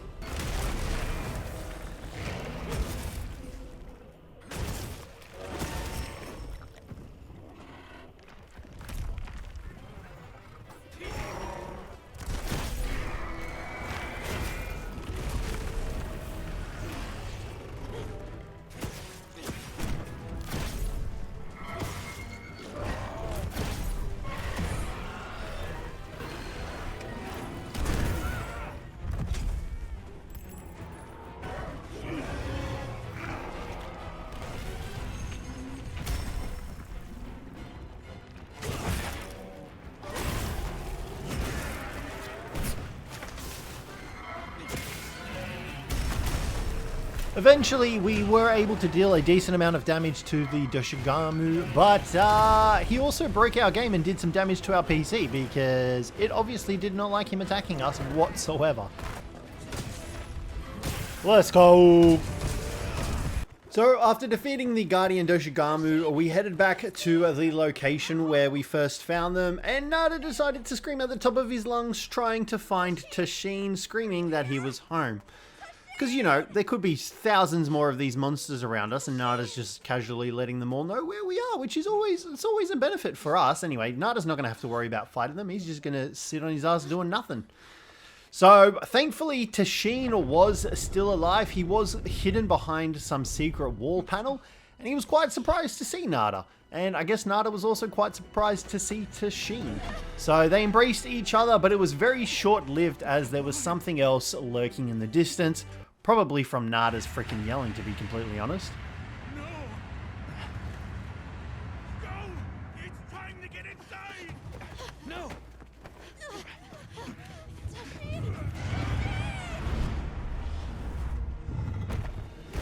That's a Rathalos. A Rathalos. What the hell is going on? I want to know now. Oh god, am I ready to fight a Rathalos? I feel like I can defeat a Rathalos. I'm going to fire an SOS flare, I think. Just to help speed this up a bit. That's a new move. Whoa!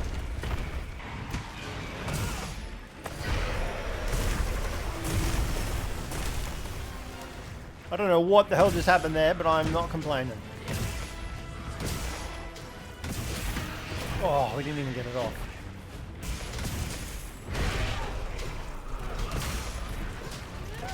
Oh, front, I'm dead. Easy now. So the Rathalos was definitely putting up a challenge. However, we had fought Rathalos in many generations of Monster Hunter, so I knew that we had this in the bag and I had nothing to worry about whatsoever. Now he's behaving more like a normal Rathalos.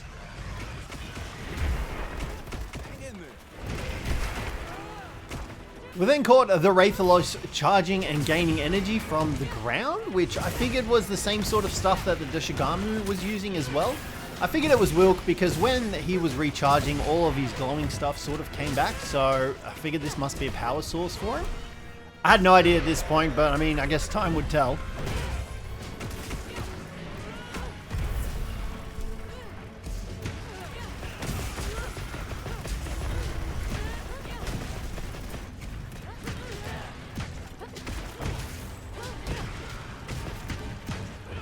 Let's go. Rathalos has been murdered. God, I'm genuinely curious as to what's going on with him, to be fair. So we briefly introduced ourselves to Tashin, and Tashin introduced himself to us, explaining how he knew Nada.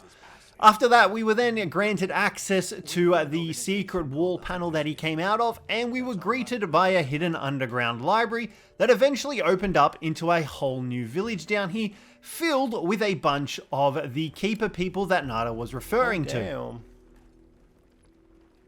This is a cool looking village. Nada's got some hanky-panky waiting for him on his return, that's for sure. Go on.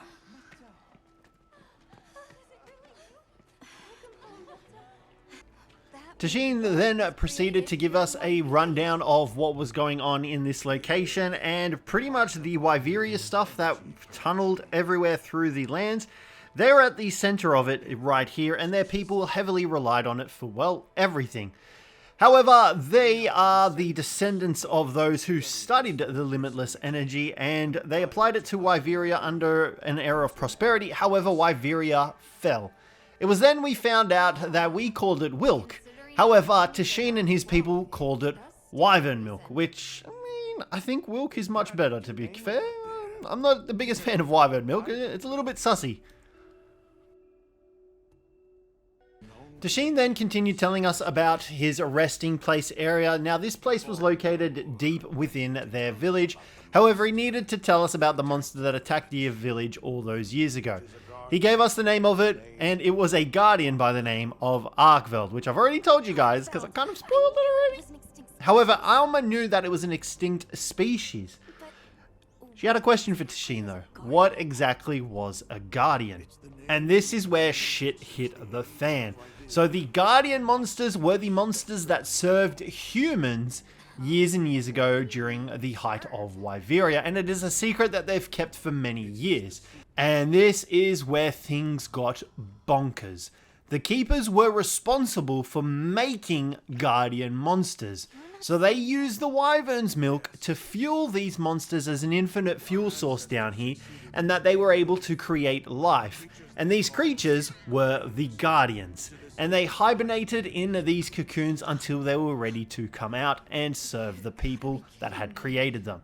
Which is absolutely crazy. People making monsters, absolutely nuts in a Monster Hunter game. Now, they also lived indefinitely and had no need to reproduce, as they did not consume any sort of food source or anything like that. They only needed to consume the wyvern milk. Now, Nada's pendant also had a very unique function as well that was gifted from his father to him, and the energy of Wyveria is located inside of this pendant. So Tashin was going to take us to show us this location. However, he was briefly interrupted by some guardian secrets, as well as the big boy himself coming in to feast upon these raptory birds.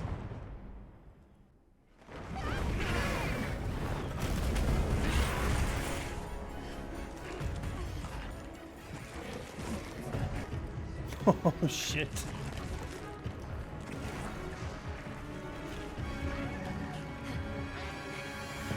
I'm not really sure I want to tussle with this guy. Oh god.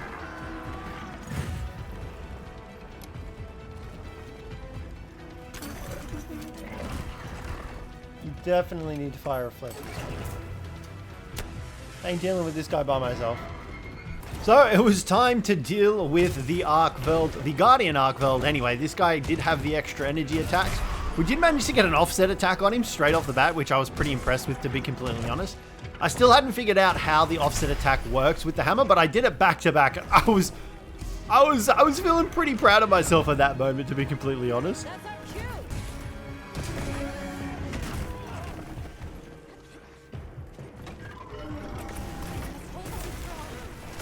Oh shit, it's mad.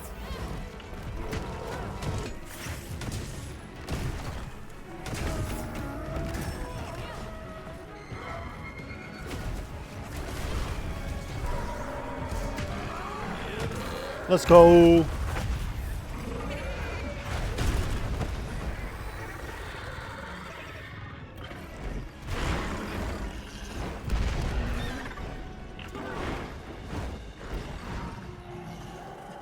So after repelling the Guardian Arkveld, we managed to set up a base camp here, and I checked in with Gemma to see if we had any new armor that we could make for ourselves. We were eventually going to need some new stuff. We hadn't actually checked it in a while, but we went ahead and took a look at the new Udra armor, and whew, that was such a nice armor set. We also took a look at the Guardian Doshaguma armor set as well, and then I went ahead and took a look at any new weapons I could make. So I went ahead and made the Albarath Bludgeon 1, which was the Guardian Rathalos' hammer. It gave us a solid amount of affinity as well as 210 fire element, so I figured, why not? Let's use this. It'll be pretty solid against any sort of enemies we face in the future. So we crafted that bad boy up. And then we needed to head out to a place called Suja. However, first we briefed the rest of the teams on what was going on and the synthetic monsters. So, like I mentioned earlier, we did need to get to the village called Suja. Thankfully, we checked in with Rove, and he gave us a bit of a riddle trying to answer that question for us. Eventually, he did say yes, he did know the way there. But we did have to cross through the icy area first. And it was apparently patrolled by a Goliath. This was going to bode well. Something's coming. Oh, shit. What? Now was not the time.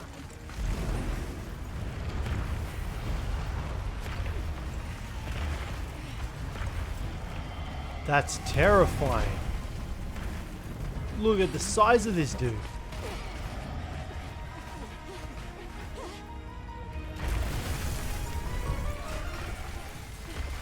Oh my god. How's it even walking on this fast? That soundtrack is terrifying.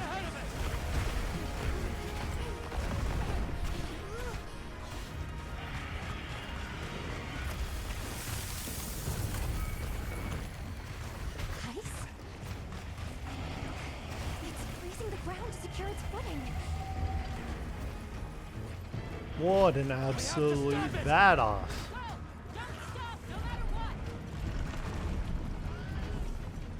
I want to fight it. I want to fight it. Let me fight it. Oh, stop! Oh, come look at that. Let's keep going. No, let's not keep going. Let's stay and fight it. So after reveling in Jinderad's presence, it was finally time to fight him, at least repel him from the area so that we could continue on our mission to head to Suja. Go for the head and forelegs first. Let's do this. If anyone This dude is badass. Oh my god, what an absolute beast.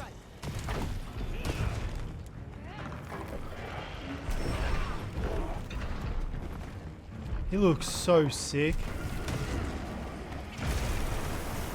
I'm glad I made this hammer now. Let's go.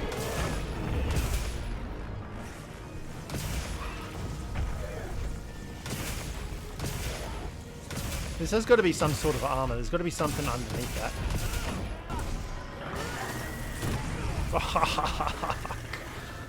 Take it out. Let's go. So we managed to break his head plate with our hammer, and then we needed to just focus on his arms. But they were caked in ice, and we obviously needed to break those. Thankfully, I did make a fire hammer, which helped us quite a bit. Bro, this thing's an absolute beast. such a bad... I thought that was just like armor or something. Well, this isn't concerning. Lol. That's kind of funny. Although I kind of feel bad for her, not gonna lie. We need to take cover.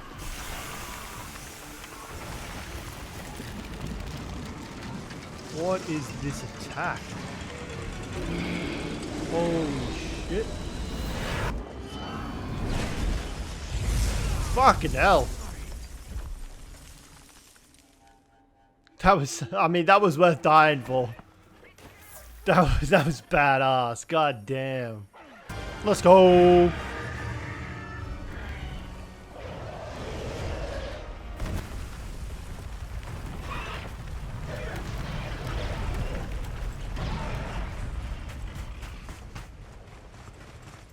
My favorite monster so far. That was a badass. Fuck. As if you'd stop running. I know it's on a small bridge, but fuck hell. No, not my secret.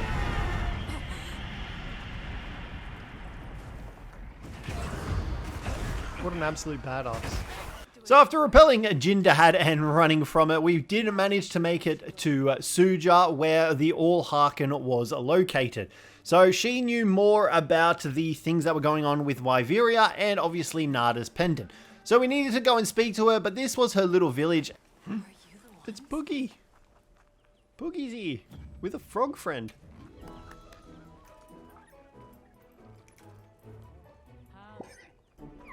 Let's go. We finally found the All-Harken, and she did her little weird voodoo mystic spell, waving her hand in front of us. And I mean, she picked up some sort of energy. I felt a little bit violated, I'm not going to lie, especially the way the camera panned down on me. This was your capital, Wyveria. In a time long before our reckoning, the people of Wyveria created the Dragon Torch, a source of limitless energy. They channeled this energy along the wormways, wielding its power in every corner of the land. At times, it was lightning to dispel monsters, or a heavy downpour to cleanse poisons discarded upon the land. They invited calamity upon themselves. After the people were put to rout, the Guardians fell into a deep slumber. So after the All-Harken gave us a brief rundown of Wyveria, we continued exploring where we found the Master Melder, who had a little frog on her head.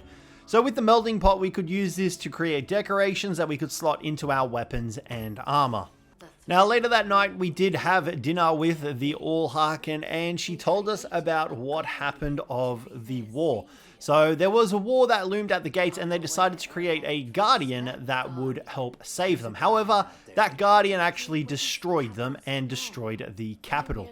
So I'm guessing this guardian was going to be the final boss of the story that we were going to face. We then came face to face with one of our favorites. Oh, that looks so sick. The Guardian Ebony Odogaron. So obviously we needed to go and slay this guy as he was protecting this inner circle area, and we needed to head to the central chamber to figure out what guardian was located down there waiting for us. So we had to beat the Odogaron into submission and defeat it. Getting some LB, I'll take it. Oh. Just gonna pop a sneak attack here. Why not? Oh, poor Odogaron's getting clobbered. No, come back. I want you to fight him. Let's go. Killed him. We didn't cut once. That was actually a really good fight. It was a fun fight, but I mean, I kind of destroyed him because we know Odogaron from Worlds. After defeating Odogaron, we were then greeted with this nightmarish monstrosity that appeared out of the dark. It did steal the Odogaron's corpse, and it also stole us in the process, dragging us along to wherever it was taking us.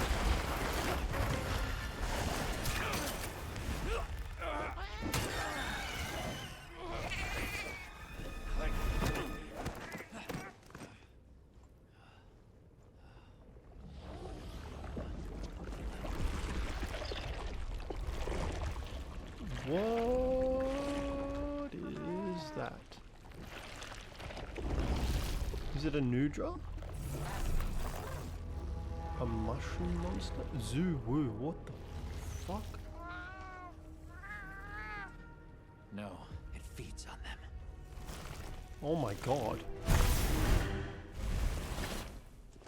So it was time to kill the Guardian Eater. I have no heals whatsoever.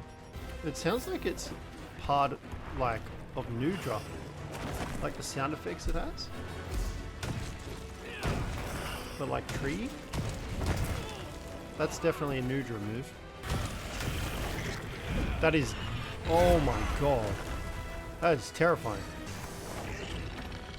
That is terrifying. Jesus.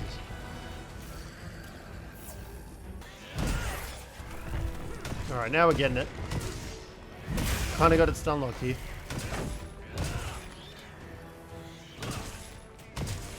Should be just about dead here. Yes, let's go. That thing was terrifying. So, after defeating Zhu Wu, we continued deeper into the ruins of Wyveria, where we found the Guardian Arkveld's nest. And in this nest, it was consuming copious amounts of food. Now, these guys were supposed to purely run off of wyvern milk, so this guy was upsetting the balance of all of the ecosystems by consuming the monsters. So, we needed to kill the Guardian Arkveld. However, Nada was not so keen on it. Must be put down. No. Bro, what do you mean, no? Please. Can I feed you to it? If anyone should be angry, for the continued preservation of this ecosystem, the guild authorizes you to slay the Guardian Arkveld. Acknowledged. Dun dun dun. Nada's straight out here tripping, like, dude wants to keep this rampaging monstrosity alive so it can destroy and eat everything. There has to Kids, be another way. kids these days. It finally got its chance to live. I want to feed Nada to him.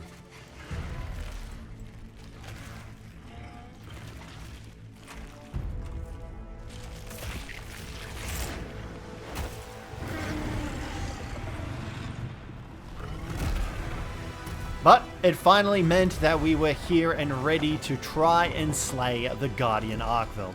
We needed to put him out of his misery for the preservation of the ecosystem, and the guild had authorized the hunt, so we were ready to go and face the Guardian Arkveld. Don't let your guard down. Now, I was kind of getting my butt kicked in the first couple of minutes, like he just would not give me a chance to get up and do anything. So I was just getting absolutely clobbered these first few attacks. I couldn't really do much against him. I did, however, finally get to unsheath my hammer and actually hit him once.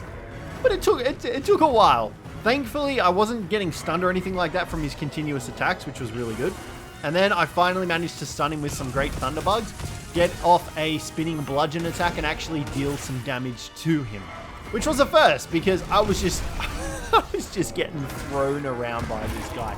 I did manage to break his right chain blade and get a couple of hits off on his head, dealing some decent damage. However, my weapon sharpness wasn't really holding up and up for the task, but that didn't really matter because I was still dishing out some damage to him.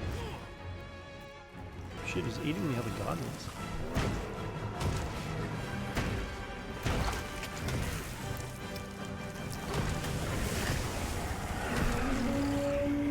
Oh shit. Whoa! Oh my god. That's not terrifying. So after that little power up that he performed, I knew I was going to be in for a world of hurt, and well, he definitely managed to cart me that time. But that didn't stop me from heading straight back into the fight and trying to defeat him. I did manage to break his other chain blade, and then I could wallop on the damage on his head. Let's go. Should be him finished, I think.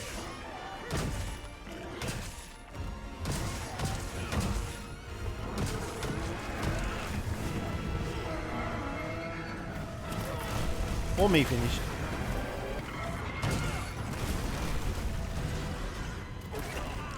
fucking tail attack every time.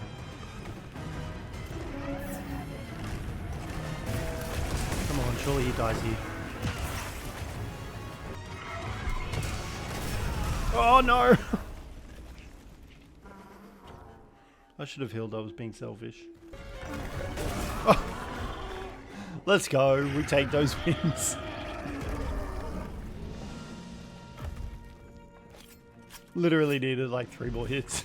So after we defeated the Guardian Arkveld, Nada wanted to go to the Dragon Torch to see what the Arkveld was after, which was essentially an unlimited energy source. So we made our way to the Dragon Torch, and then we noticed that there was a monster located within it.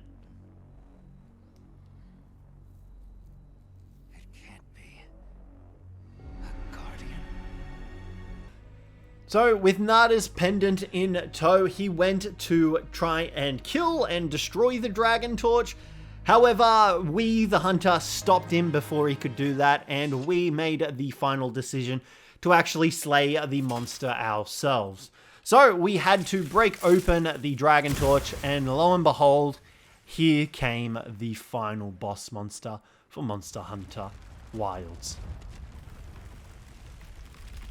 Oh my god. By my own order. Oh shit. I will slay Zosia. What the fuck? This thing is terrifying. Pretty damn cool. I'm gonna use a lucky voucher, why not?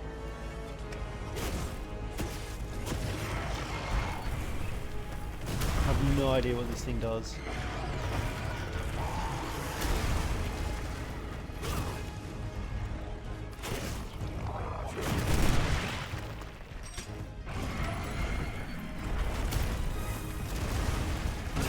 Let's go.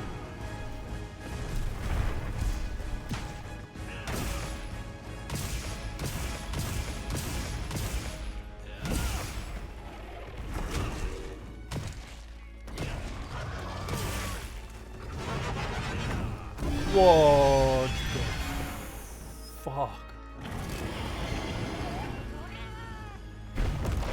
Oh my god, what is this dude? To say I was terrified would be an understatement. This guy was absolutely terrifying. But it was oh so fitting for the final boss of Monster Hunter Wilds story missions. Oh shit. That is terrifying. Something to the area. Not good.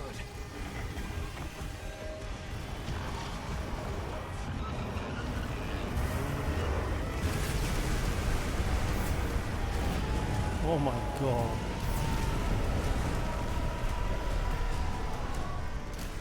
This is terrifying.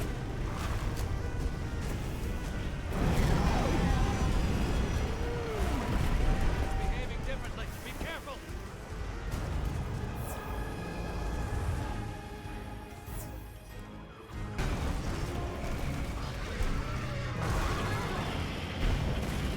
That's so sick.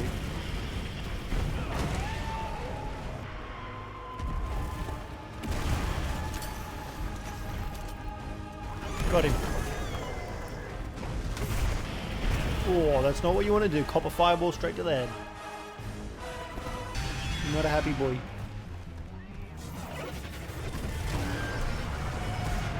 Oh, shit. I'm going to have to go back to base because there's no way I can do anything without my health being at full. Oh, shit. Oh my god. I'm dead. What the freak is this dude? He's terrifying. Let's clobber this guy into next week.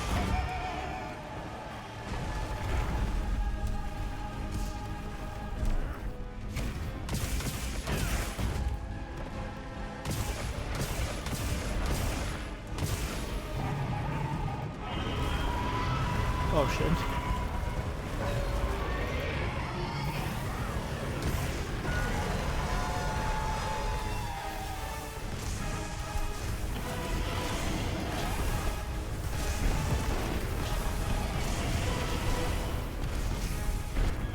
This should be the finishing blow. 260 damage on that strike. That's the biggest hit, I think.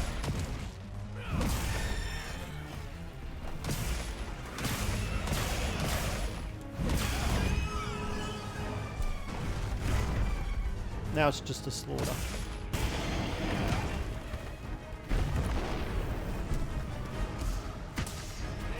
Let's go! Killed him! That was a hell of a fight. A hell of a monster too. That was super sick. So after killing Zosia, we returned back to the Allharken and Nada reunited with Tashin. Thankfully, Nada didn't have to use his pendant for anything. We were able to defeat Zosia, so Tashin was very happy about that as well. He started crying, he was getting a little bit sad, but things were looking good. We got a little nod from Tashin. He was a bit happy with us. And we finished the story. That means it's time for high rank. You know what? We never even killed the apex of the ice snow? We only repelled it and it fell down a cliff. We didn't actually kill that one. That was a pretty good story. I enjoyed it aside from Nada. Now we get into the real game. It's time for high ranking. Let's go. During the credits, we did also go back to the Grand General, and he had received a report of all the stuff that we had done in the Forbidden Lands. He had then decided that it was time for the guild to head over here and start investigating all of these occurrences and figure out what the heck is going on. So that's exactly what we continued doing, and it looked like Nada was also training to become a hunter. However, we had found something out here that would get Nada's interest, and that was that the Guardian Arkveld had produced a single egg. So this Arkveld was out here roaming around now from an offspring, which, I mean, surely it could be better than the Guardian Arkveld, right? Well, we'll find out. Will to live always finds a way.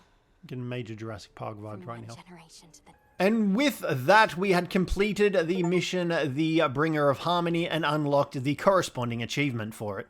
So Fabius eventually made his way to the Forbidden Lands, and we were going to continue researching these areas. We started to notice an influx of monsters just appearing everywhere. Something was definitely amiss, so we needed to go out and investigate when we came face to face with a bunch of Yin Cuckoos.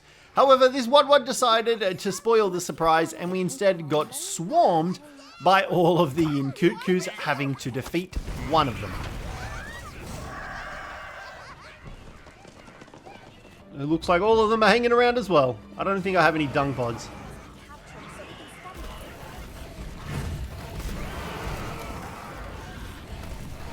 Oh my god. I'm not gonna lie, this is pretty badass. I've missed Yin Cuckoos.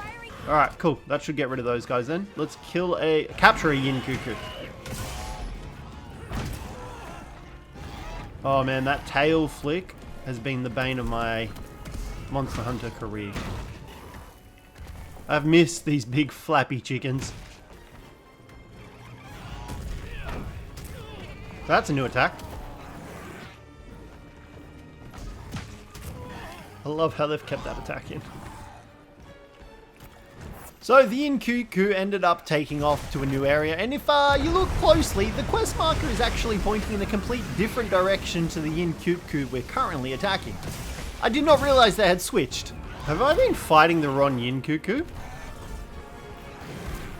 That one's crest is broken, that one's not. I think I've been fighting the wrong Yin Cuckoo.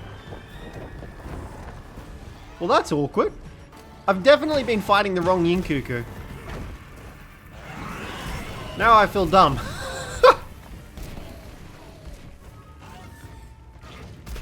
I rolled straight into that fireball.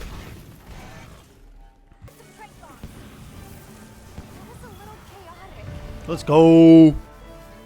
So after capturing the Yin Cuckoo, we completed the mission New Ecosystems, netting us that achievement for it as well. Alrighty, now we're getting into the high rank of things. So we can now make stronger gear, which is exciting. Although, I don't think at the moment we're going to upgrade anything weapon-wise. Because, I mean, I think our Guardian Rathalos hammer is probably still the best. Oh, the Rompo Wrecker is pretty good. But that's a high rank Rompo. We've got the Lala Barina. So I then decided to head out and participate in some multiplayer hunts to try and hunt down a high rank Congalala, just so that we could get some extra armor, some extra weapons. I didn't know what sort of armor or weaponry I was going to go for just yet, but I figured killing a high rank Congalala would be a pretty solid start to go with. We made very quick work of him as well. He didn't really last all that long. I did have a dude running a longsword, but we did end up capturing him just to speed up the hunt a little bit. Now, I also decided to go ahead and slay the Guardian Rathalos as well, as this was a high rank version, so I figured I could probably upgrade my hammer if I did manage to kill it a couple of times. It seemed like a sound idea to me at the time. We did manage to kill it with Honey Fox, a dual blade user that joined the hunt, and then I went ahead and focused on the Aza Khan as well. Now, I didn't really know whose weapons or armor was going to be really good and fit my sort of build that I was going for, as I hadn't really discovered any of the armor sets just yet, but I did manage to capture the Aza Khan as well. And then we also unlocked another achievement for completing our first investigation. I then went ahead and hunted a Chotacabra, just once again testing out the waters, feeling the armor sets. I was still running the basic stuff from Zosia, so I still hadn't crafted anything just yet. Just trying to get a couple of different monster materials under my belt before we actually could craft anything, and we got a bunch of decorations as well in the process so that we could hopefully start implementing some jewels into our armor and stuff like that as well. Now, I also completed Gemma's side mission, and with that she gave us a Yin Cuckoo pendant as well so that we could equip that onto our weapon or secret. I also went ahead and accepted a question mark investigation, not knowing a stuff and clue what we were going to be fighting. Lo and behold, it turned out it was going to be a Rathian, which we hadn't actually fought yet. So we headed out there, and I mean, the Rathian is so much easier to hunt than the Rathalos, but I still managed to roll directly into its fireball, which isn't great. But I still managed to make quite quick work of it with the guys that we had actually been with in other hunts together. We somehow got lobbied together, so we were making very quick work of the Rathian. Let's go, Rathian's dead. So I just continued trudging along, doing the new main quests that we had received in between a few different hunts, just to get some new gear, face some new monsters, see if they had any new moves that we needed to learn. There were some event quests that I did as well. Nothing super crazy. I believe this Quematrice one was actually an event quest as well, where we got a new helmet or something like that, I'm pretty sure. Or maybe it was the vegetables or the ingredients for cooking and stuff like that. But there wasn't really anything crazily that we did.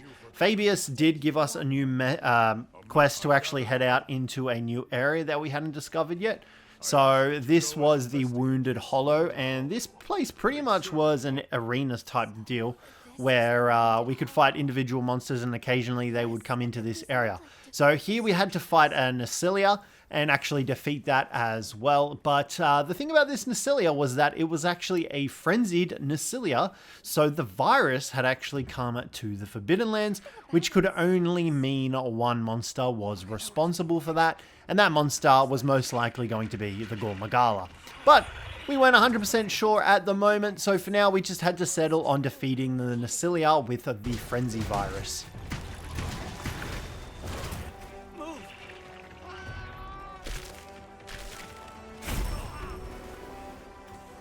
So it was time to Ungabunga the Nerscylla, hitting it, destroying its back, stunning it while we can, and also curing ourselves of the Frenzy Blight to increase our affinity and our attack damage a little bit.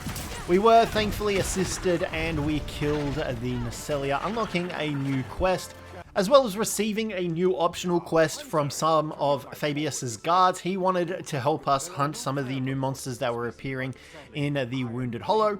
So obviously we couldn't resist this charming young man and decided to go out there and deal with it. And it was two of the Hirabamis, which I mean, I wasn't really looking forward to. Thankfully, I did do this quest on a multiplayer, so we did have a couple of extra hunters helping us out. And they weren't the support hunters either. So we did manage to defeat the Hirabamis relatively easily enough. Obviously with their flying abilities they are quite annoying to deal with, but I feel like we did a pretty decent job. We did have someone with a fire Rathalos lance as well, So we were able to hit them in the sky, and the fire damage did deal that extra damage that was needed. I did manage to defeat one of the Hirabamis, and then it was time to move on to the next one, and I mean the next one fell pretty quickly. We were able to complete the quest in about 15 minutes, so I was pretty happy with that considering we were still only using low rank gear as well.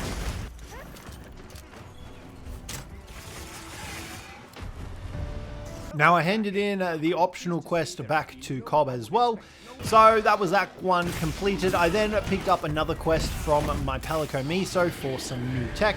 All we had to do was go out and hunt a Quematrice, which we managed to slam out pretty quickly, and with that we had completed Miso's optional quest as well.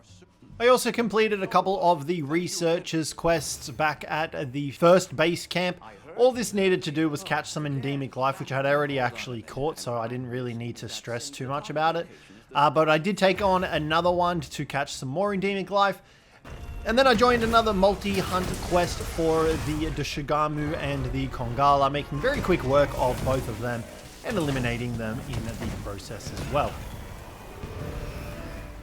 Oh god damn, look at all the stuff we got too. Oh my god, look at all those jewels. Hey, we've got a hunt with a hunting horn user. I haven't had one of these guys yet, so hopefully I'm excited to see how this goes. Alright, here we go. The guy Pierceros. It's pretty much already dead.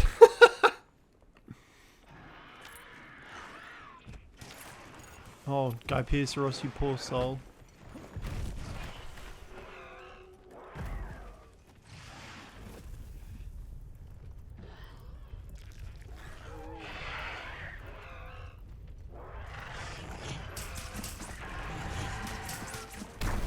Oh.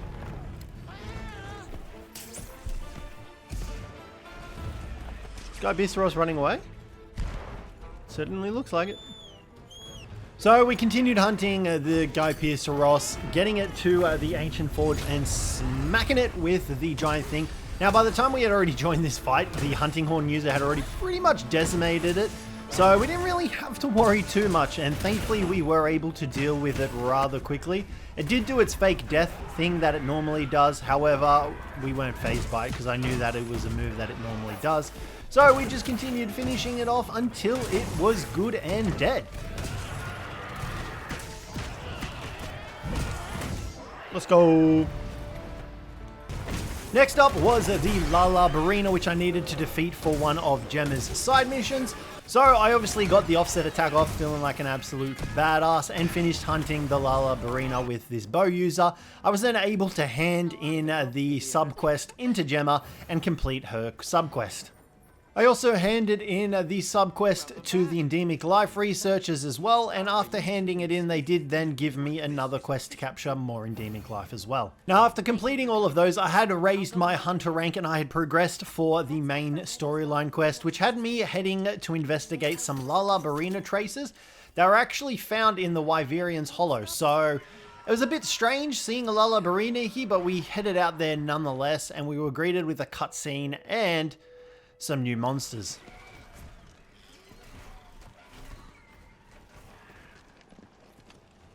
Guess we were right. It is a Lala Barina. Madame, we can't keep meeting like this. So, what do you make of it, Eric? From outward appearances, quite sturdy, a beautifully grown specimen. Quite an impressive collection of surface scars as well. And summary, an individual that's triumphed over an especially harsh struggle for survival. So, a battle-tempered veteran, huh? Oh, well said indeed. Is that an Anjanath? All right, Eric, fall back. It can't be. Why would... No, I'm overcomplicating things. Eric! Oh, yes? It is an Anjanath. Oh, that's sick. Did I miss it? Fall back!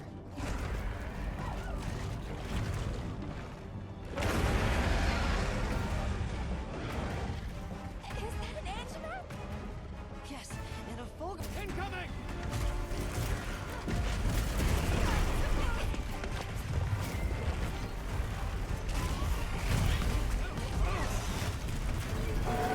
Liable to wake even more guardians! Right!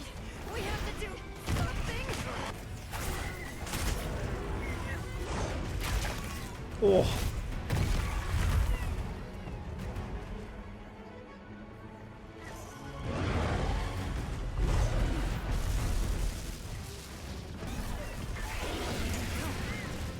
You guys can go back to fighting each other. Honestly, I don't mind.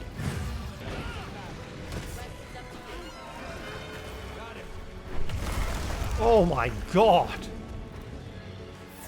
So, yeah. We had to fight a Guardian Folga Anjanath. Now, obviously it had taken a little bit of damage from the Laala Barina. They did get into a fight with each other, so it had taken some damage, but obviously I needed to pound this guy into the ground with my hammer. Thankfully, we did manage to get a stun off on him, and then we could get our big bang combo straight into his face to deal a butt ton of damage to him. Now, Anjanath's probably one of my favorite monsters to hunt, and this Guardian Folga one was just next level.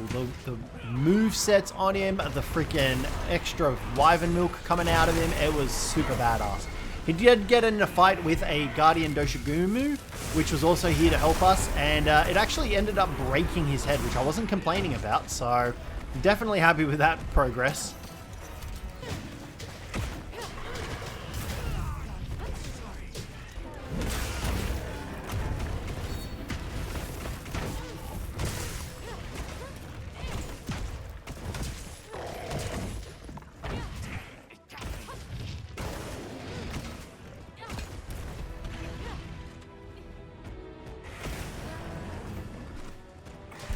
After walloping him, I then put down a trap and chucked some trank bombs out to capture the Anjanath, and that completed that part of our mission. Now, I did, however, have to hunt the Laala Barina still because the other team hadn't actually finished it just yet, but we were pretty much there and it didn't really take much to kill it, so we just chucked a trap down, got it ready to hit it, and it was pretty much dead in a couple of minutes, not even that, really.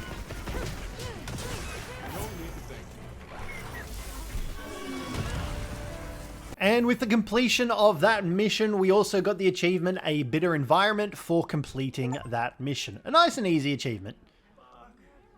Now, I also accepted a new side mission from Miso for perfect plundering, and I also accepted another mission from Werner for his test run.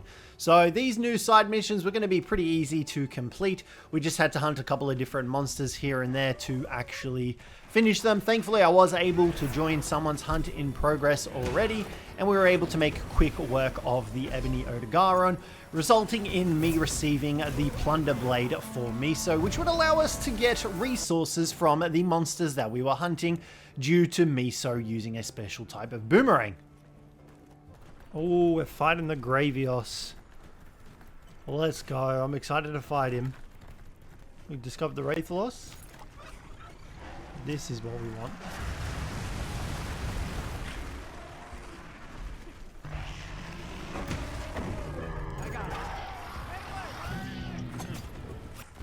I then also decided to, why not kill the Gravios while we were here. He was another question mark monster that we hadn't discovered yet. So I figured this was a good time. We did have someone alongside us to help us out, and we did manage to put it asleep and drop the stalactites on it. I did accidentally wake it up this next sleep one, but that was fine. We were able to slowly whittle it down. And the animation for the new Gravios in this was absolutely bonkers. He was such a badass monster, and the animations that he had for this game with his beam attacks and everything, it was really cool. I really enjoy the Gravios fights and just watching him do his new beam attacks and stuff like that. It was such a badass looking thing.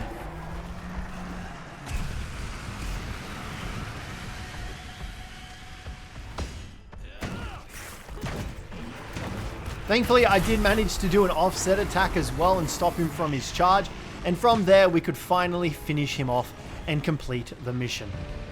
Rathalos, I swear to God, you gotta let me harvest this Gravios. You fucker, get off me! Bro! Now, it was at this point that I started considering actually upgrading my armor into the high rank armor, and so I actually took on a quest to hunt 2 Aza Khans, as I was going to go for the Heartbreaker armor sets that these guys presented us with, so I had to do this quest to kill 2 Aza Khans. That's got to be a gold tier one. That's got to be a gold crown one. Dude out here looking like freaking goddamn King Kong. Look at the size of him! Oh, killed him. It's definitely my heavy blunt pod that did that. Look at the size of this dude. Holy smokes. I want to see if I get my binoculars. He's a silver crown. So he's not giant. There's a bigger one. That's terrifying. After being in awe at the Aza Khan, we finally managed to defeat him as well, and I got my first high rank Aza Khan parts. Now, I didn't get enough parts of the Aza Khan from that first mission, so I went ahead and did the second mission, hunting the duo of them again. This time hoping to get enough parts, but it was a pretty basic mission, just killing them. Nothing really changed, nothing different. The Aza Khan was the same size, still a silver crown, so I didn't get lucky in that regard. I did pull off a sick counterattack. But after that second quest, I was then able to make the Aza Khan armor that I wanted, which were the leggings that was going to net us the part breaker skill. I then also went ahead and killed a Guardian Doshaguma for Werner's test run, which I completed, and then I apparently still needed to do the white whales. So this was a quest to hunt the Guardian Ebony Odogaron. So I wanted to do that, as well as was another optional quest that we needed to do. And we needed to complete these to complete the achievement of completing 50 quests. I know I'm confusing myself by saying missions and quests, but they're exactly the same thing. I apologize. Did get a pretty sick offset attack on the Odogaron as well. And just like that, we were able to kill the Guardian Odogaron as well. And with the completion of that, I got the achievement for a true hunter is never satisfied for completing 50 quests. I also finished making up a couple of extra parts for our armor set that we were going to run on, and these consisted of the Aza Khan legs, the Odogaron waist, and the Guardian Arkveld helmet and chest piece. So I still needed to get some sort of braces. I wasn't entirely sure which ones I was going to go for, but I think I did settle on the Guardian Ebony Odogaron as well, because it did give us burst and divine blessing, so I figured that was going to be a pretty good set to have. Now, the Guardian Arkveld armor was low rank, but I figured it was going to be enough defense to get us through till when we needed to fight the next tier of the Arkveld, which was going to be hopefully at the end of these high ranks. So I had to hunt another Ebony Odogaron and another one, just trying to get the parts that I needed in order to make the armor set that I needed. I killed like 4 Odogarons trying to get this armor.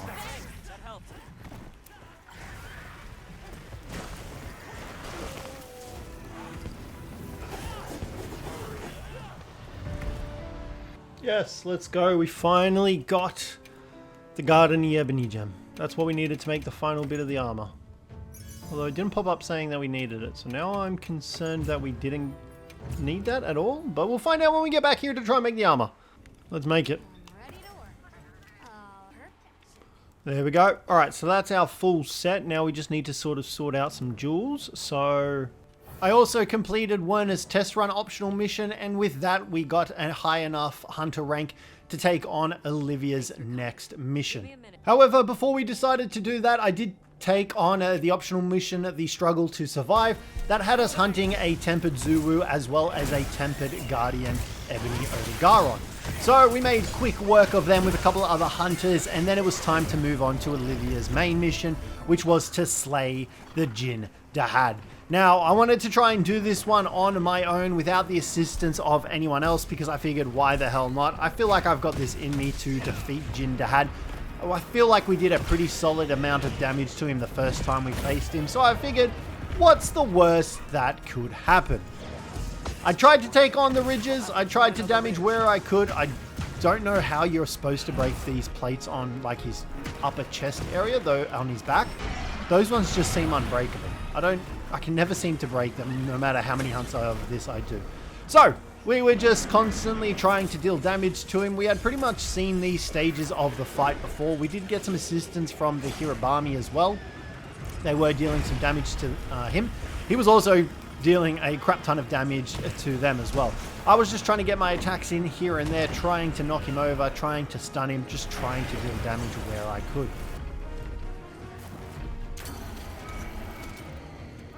Let's go, got him with that.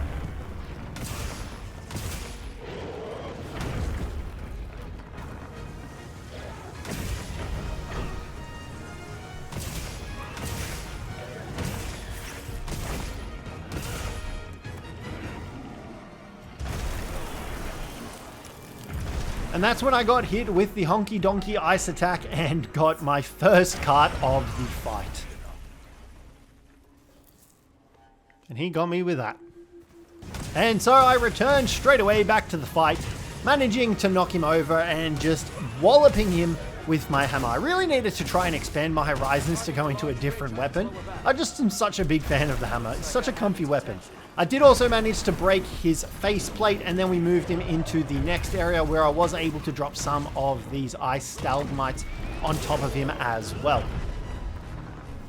But other than that, it was kind of just more so a dodge and DPS check, I guess, because we just needed to survive his attacks, constantly deal damage to them, and then not get hit by his one-shot KO attack, which I still hadn't entirely figured out how we were supposed to take cover from at this stage. So that actually cost me my second card, because A, I wasn't entirely sure how to dodge it, and B, there weren't any more of those rubble ice blocks to pull down. Thankfully, I did get the tooltip there popping up to actually tell me how to dodge it, but I did manage to pull this crumbling ice wall on top of him, dealing a hefty amount of damage, and then I could finally wallop on his head some more, just trying to stun him in the process as well. I hope this protects me.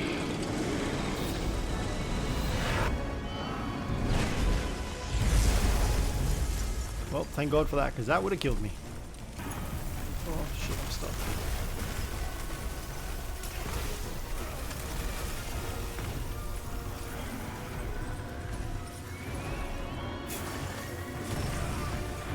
I am stuck in this corner.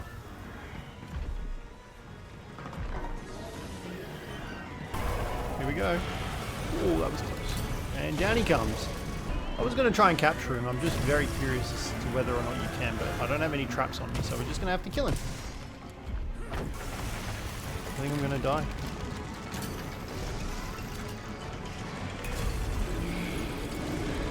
Oh, just made it. Oh, just made it. That was too freaking close. Oh, shit. I'm dead. Fuck. That's so annoying. So, after that dismal performance, I then ran it back with a bunch of other hunters, and I was able to successfully slay the Jinderad this time. Now, after killing the Jinderad, we headed back to the Dragon Torch because it had now been unfrozen, so the energy could flow out to the other areas of the lands. However, there was still a crap ton of energy coming out of it, so we didn't really have any answers for the time being, so we just had to go out and kill some more things. So I went ahead and killed the Guardian Rathalos and the Guardian Fulgur Anjanath. However, this time I had decided to craft up the Arkveld's Gunlance and try that out on these guys, and I was pretty impressed with the damage that we were doing, and I'm a keen fan of the Gunlance, so I was obviously just giving this a shot on the new weapons because I wanted to try something a little bit different to the hammer, and yeah, it was dealing decent damage, and I was pretty happy with the damage output that we were doing. I was still getting used to the controls of it and the combos and stuff like that, but I guess that's normal when you're just trying to learn a new weapon, I suppose.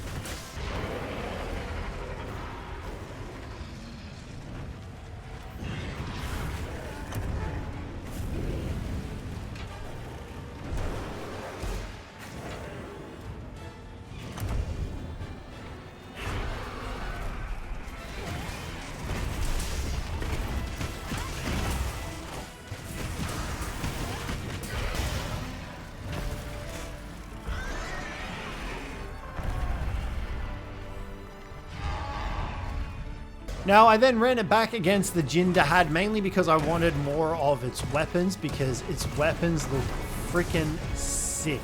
So I headed out there with a couple other hunters and tried to kill it. I also wanted its armor, because its armor looked really dope, and obviously in high rank you do get the ability for layered armor. However, we failed miserably and died, so that time around we didn't actually manage to defeat the Jinderad. But I did, however, manage to upgrade my Gunlance into its final form using the Arkveld pieces as well. So we had a stronger Gunlance now. Now, you'll probably notice that I didn't have the damage rates set to the true value, but that was fine. We could get to that at a later point. Now, I also went ahead and spoke to Olivia to head out on another main mission. This time we headed out into the forest and there was a bunch of water flooding out there. So the downpour had continued for quite a bit of time, and you know what that meant? We had to go and hunt down the Uduna. So I went ahead using my new gun lance and decided to try and face down the Uduna. However, I was a little bit, I wouldn't say unprepared, but just not as familiar with the gun lance as I was my hammer. I thought it would be a good idea to use it. However, I was getting bodied by the Uduna. Even though I had a shield that I could actually use to block attacks with, I was still getting bodied. Now, thankfully, there were a bunch of sort of endemic life around us that we could use to sort of distract the Uduna as well. So that came in handy a little bit here and there, but it was also, I think it might have been a tempered one. It didn't actually say during the quest, but I did manage to get off a sneak attack as well, so I was pretty happy about that.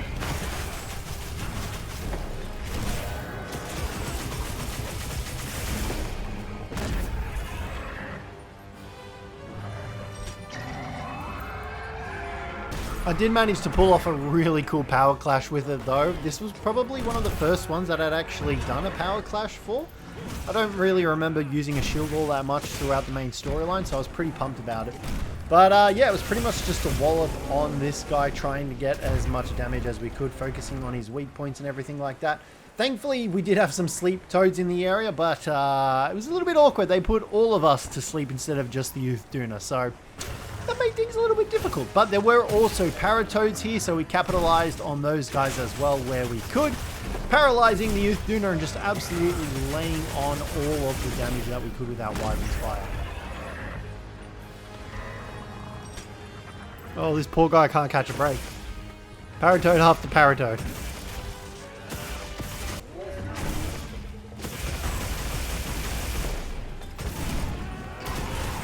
Let's go. I'm assuming we're going to have to do this for each region now. So we're going to have to kill the Uduna, which we've done, the Nudra, and then probably Rey Dao as well. Oh, I got a water gem. I got two of them. That's very fancy. And we got a plate. Now, I also edited my first pop-up camp, allowing me to get the Glamper achievement for editing our first pop-up camp. I then went back into it and made a proper camp that I was happy with this time around, adding some extra details and stuff like that for the area as well. And then you got camp gear options. That's cool. Training barrel campfire. That's cool. I like that.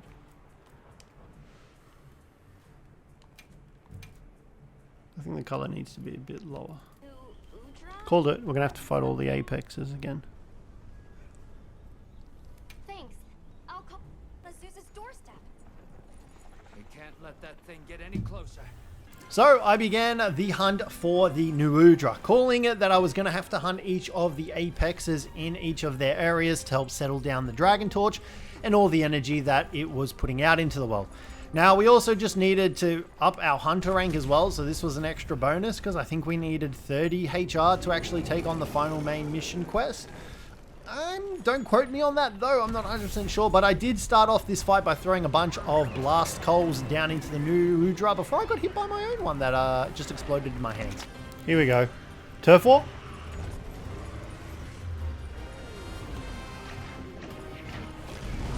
Oh, Rathalos just got nuked.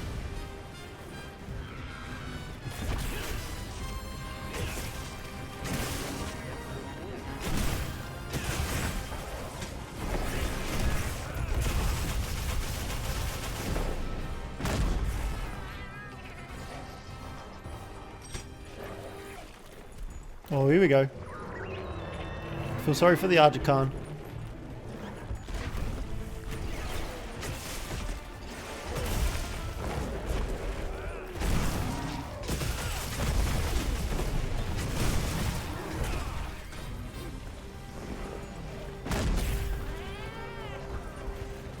So after that turf war, I was feeling pretty confident, and I feel like I had pretty much not mastered the gun lance, but I had a very solid understanding of all the combos and stuff like that. So it was finally time to finish off the Nuudra.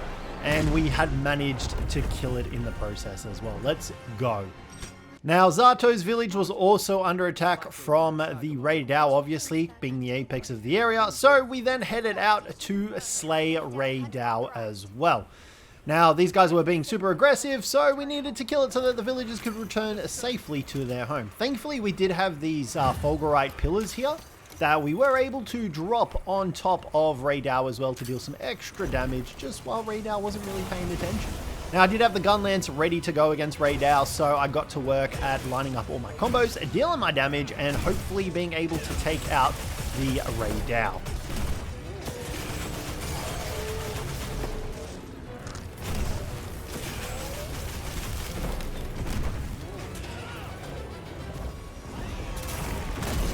Oh, that was such a good attack. I don't know if this hits it if I pull it. Nope, that was a big no. I don't know what the hell I was thinking.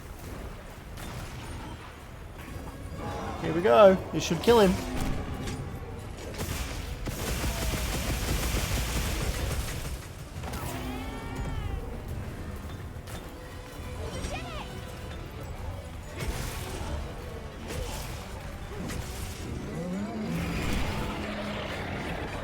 Spoke too soon.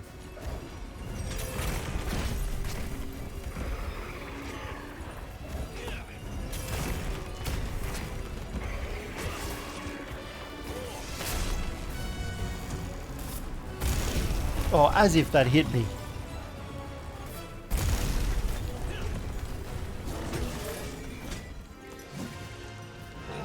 Doesn't matter, we killed him. So after slaying Rey Dao, I then returned back to the endemic researchers and completed their quest as had captured the endemic life that they were after, and then took on the next one that they had, before heading back out to Fabius and him determining that there is a Congalala in the area, afflicting everything with the Frenzy virus. Now, Rove had also gotten sick from the Frenzy virus, so we definitely needed to cure him. So the bad dude all along was actually Congalala. Sir, we have yet to sight the target, but something is definitely here.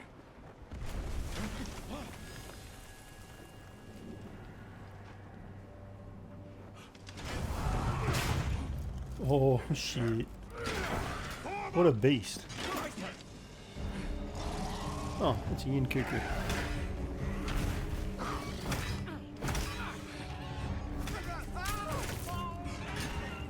Well, this is going well.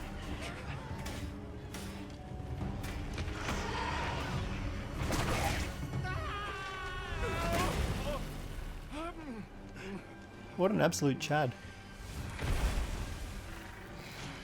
I'm guessing I'm going to have to kill these guys before we even fight the Congalala.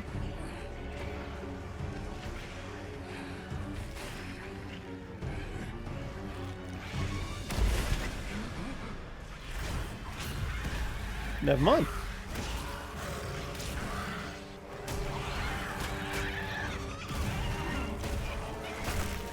As if a yin cuckoo kills a Nerscylla. Holy shit. I see why they call it frenzy. Straight up ripped off its leg. Oh, here he is himself.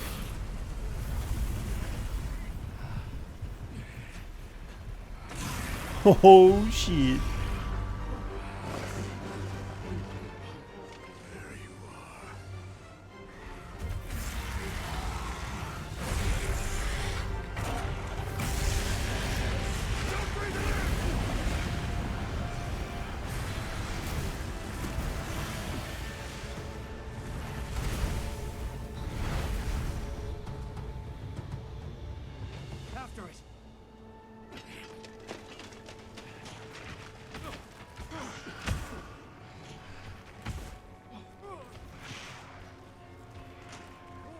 There's a lot of Nerscyllas. It's spread this far. Follow it. You two are their shield. Go! No way he's gonna fight all three. You've always protected us! Now, it's our turn! Now go! Rex, come! Hurry!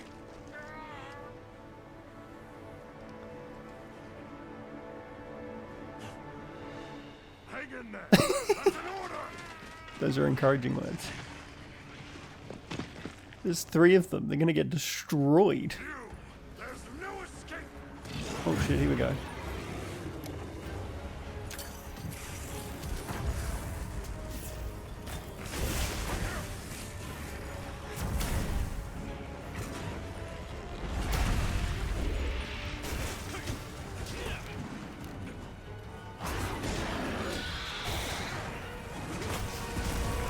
Oh god, I'm not ready for this, I don't think. I'm going to use it.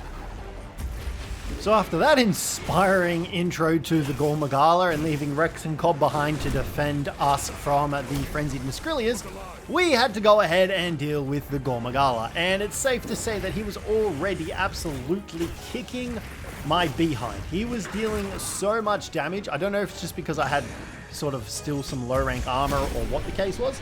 But yeah, he was hurting. He was hurting, and it doesn't help that the area you're fighting him in is a very small encased area that doesn't have a lot of wiggle room. So I just had to try and wall up on him as best as I could with my gun lance, thankfully being able to block here and there where I could.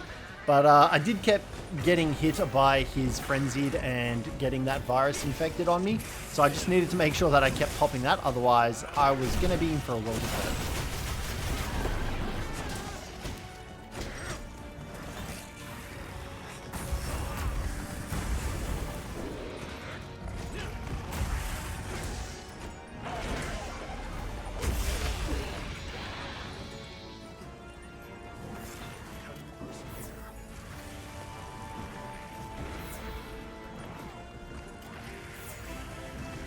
Oh, what the fuck happened to my health?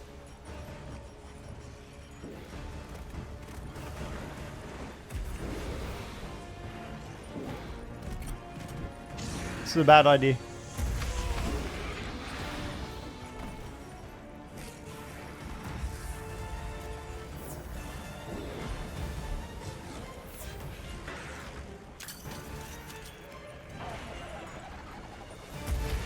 Oh, fuck's sake.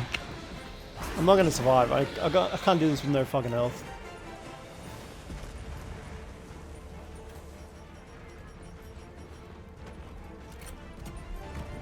Oh god. Fuck's sake. Food running out in the middle of the mission is so annoying. For fuck's sake. So obviously fighting the Gormagala in such a tight area is not the easiest thing to do, but we must have been doing something right, and we must have been doing quite a bit of damage to it, or it was just normally weaker than what we'd standardly be facing, because we managed to kill him quicker than I was expecting. Like, we had only been fighting him for about 5 minutes, if that. And we did manage to get him on the ground. Fabius did his fancy attack, and we slayed the Gormagala. Oh, we killed it. Oh, now we've got to go kill the Blagango. Let's go. Oh, I've missed the Blagango. Oh, the Blagango. Look at this guy. This is like Freedom Unite right here. No, not even. Before Freedom Unite. Freedom 2. Oh, I've missed the Blagango. That's a new move.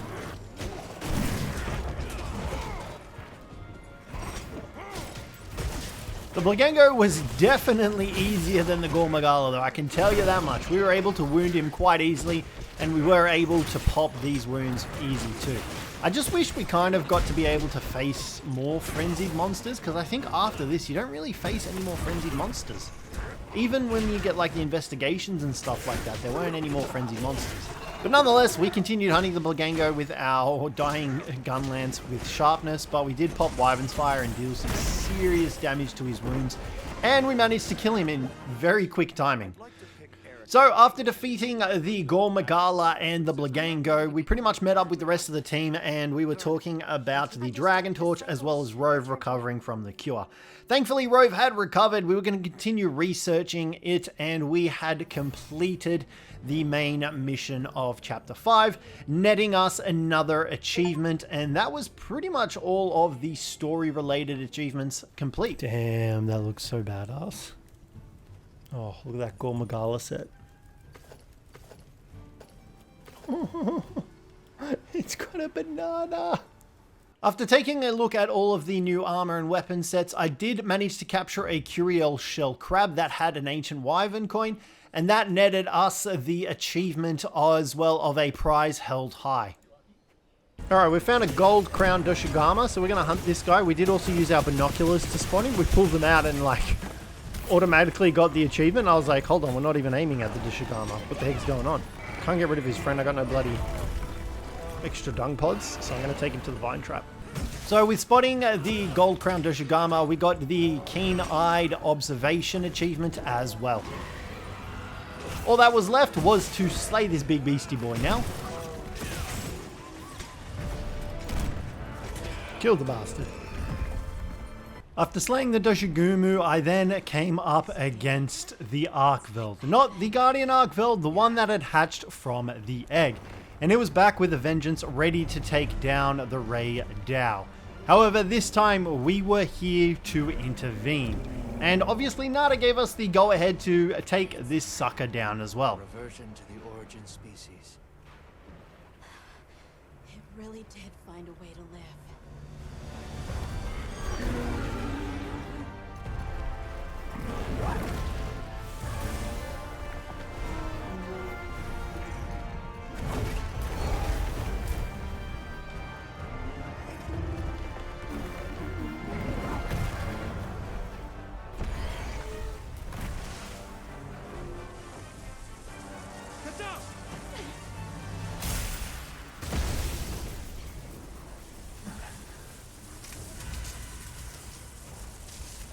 Oh shit.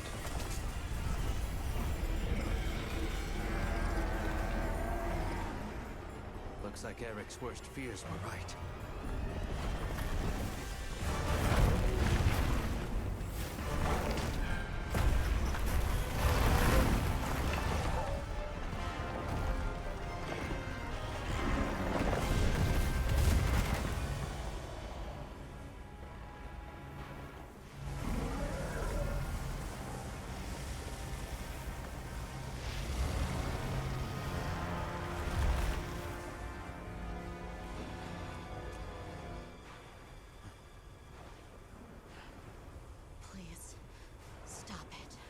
For its own sake.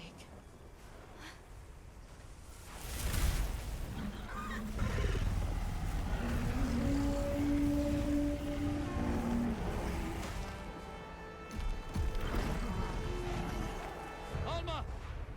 Right! The target is an aberrant Arkveld. The guild authorizes the hunt. Understood. And so, by Alma's order, I began the hunt on the Arkveld. Now, I didn't even know where to begin with this guy. I figured he was going to be much stronger than the standard Guardian Arkveld. I also tried to carve up the Rey Dao, but it didn't let me. But before I did that, I did try to fire an SOS flare, but the Arkveld had other ideas in mind. He didn't really want me calling for any backup whatsoever. So, thankfully, I was able to get it off me, so did quickly stun him for us. And we were hoping that people were going to join this, because I was absolutely terrified of fighting this guy by myself. But it didn't mean I didn't give him my best shot. We did get the support hunters coming in, and I was just kind of standing there with my shield in my face, protecting me, because I really didn't want to cop hit from this guy. I still had some low rank armor, and you can see pretty much one of his attacks did almost half my HP. So I was going to need to be a little bit precarious with this guy, because otherwise we were going to get one shot.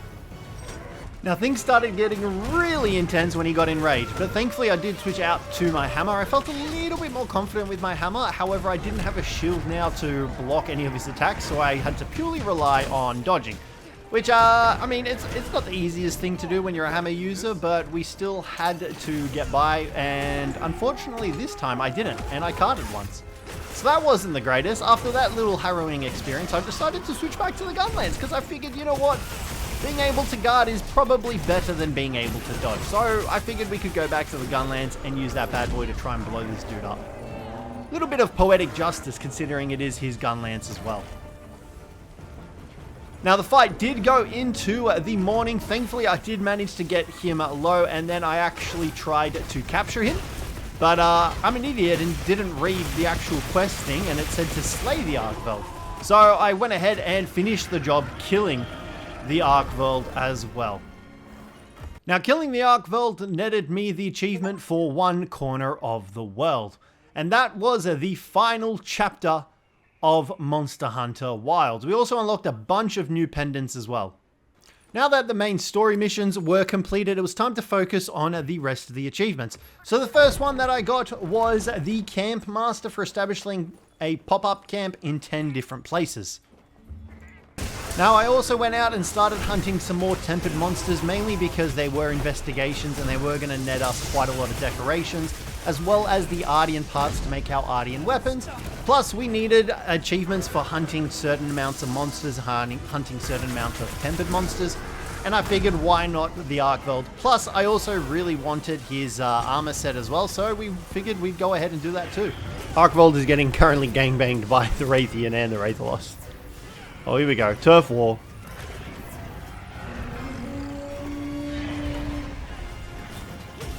Kind of feel bad for the Rathian.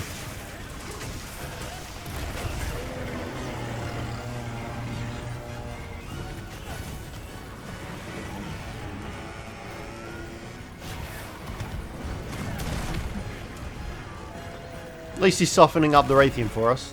So I ran this quest back to back, just once again, investigations give us decorations and stuff for our build. Plus it counts as hunting a bunch of different monsters as well for future achievements. So I went ahead and killed the Tempered Arkveld as well as the Rathian in this quest. Yeah, it's already ready for death. Let's go. I went out on another Tempered Arkveld quest and finally managed to kill one, and it netted me exactly what I was after. An Arkveld gem. This was the final piece that I needed in order to make the new armor set that we were going to be running. Let's go. Arkveld gem is what we needed. Now, there were a bunch of times where I was just killing random monsters. A, for farming parts. B, just to try them out, to farm decorations and all that sort of stuff. I'm not going to show you every single one of them because it's a slog, and you probably don't want to see the killing shot, although me killing this guy Pierceros was pretty entertaining, I'm not going to lie. It kind of just got a bit nuked by these two greatsword users, and we were able to make very quick work of this guy in the process as well. But yeah, we pretty much wrecked most of the monsters that we were coming across. I don't think we were having too much difficulty at this point in the game. We were sort of starting to farm up mainly the Arkveld, really, to be completely honest, just because A, I wanted his weapons, B, I needed his armor, and C, he was a really easy fight to do. So I was just kind of hunting everything and anything, to be honest. So yeah, we were also looking for crowns. So I'm not going to go through and show every single one of the kills, but we did manage to get enough materials to finally upgrade our Gunlance to its final stage. So we were very happy about that because I had grown very fondly attached to the Gunlance since using it a few 20 hunts ago or so. So I was very happy with how we were progressing in our set that we were using for it as well. Let's go, killed him. Smashed it. That's got to be one of the quickest missions for tempered monsters that we've done so far. I feel like we absolutely demolished these guys.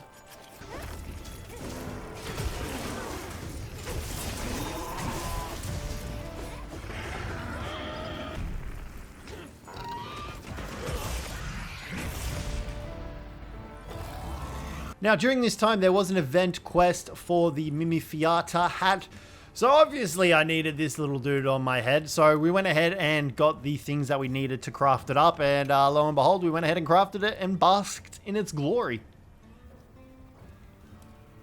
Is it blinking? Did it just blink? It is. It's blinking as well. That's crazy. Alrighty. Perfection.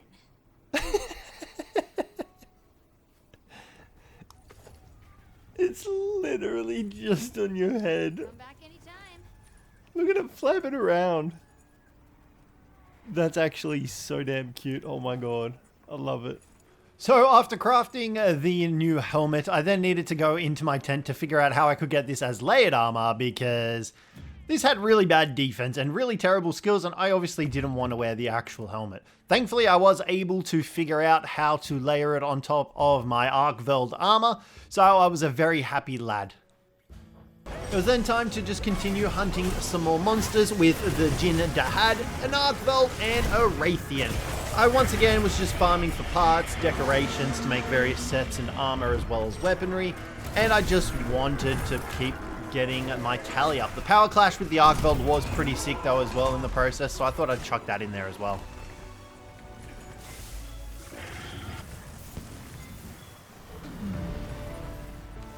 Alrighty, and we did just receive a new size record for the smallest Rey Dao, and we got the miniature crown, and that gave us the miniature crown achievement as well, which is really good. We also forged an Artean weapon just to check him out, so we managed to get that one as well.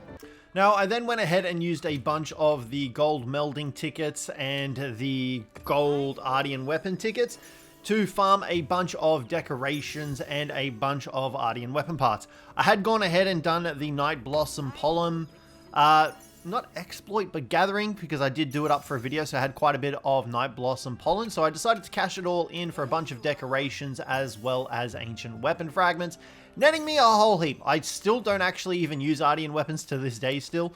I then went ahead and did an event quest to go ahead and capture this little Sandstar dude, which was part of an achievement for the I Caught a Shooting Star, which was to capture this rare endemic life. I then went ahead and started my crown hunting, starting with the Wounded Hollow and trying to get monsters to respawn in. I did eventually find a gold-crowned Lala Barina. And that's what we are looking for. The gold-crowned Lala Barina.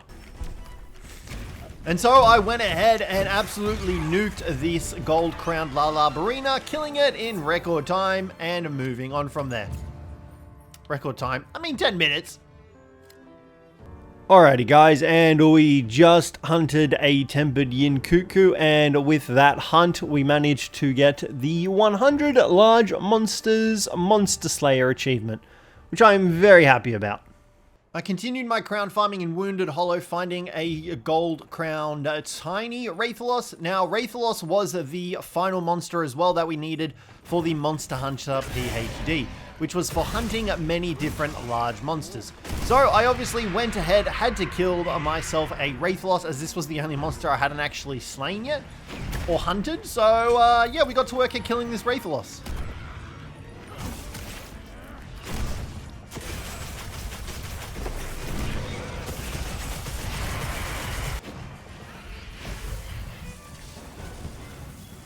Let's go.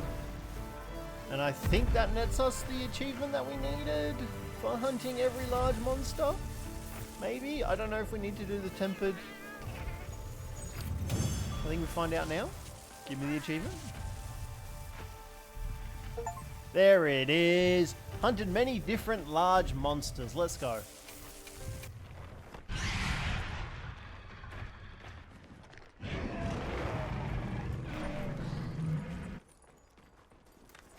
And we're just currently making a new armor set for our hammer, and we did just receive the forge 5 different pieces of armor with rarity 7 or higher, which I mean isn't really that much of a big deal, but at least we got it. We're getting closer to that 100%.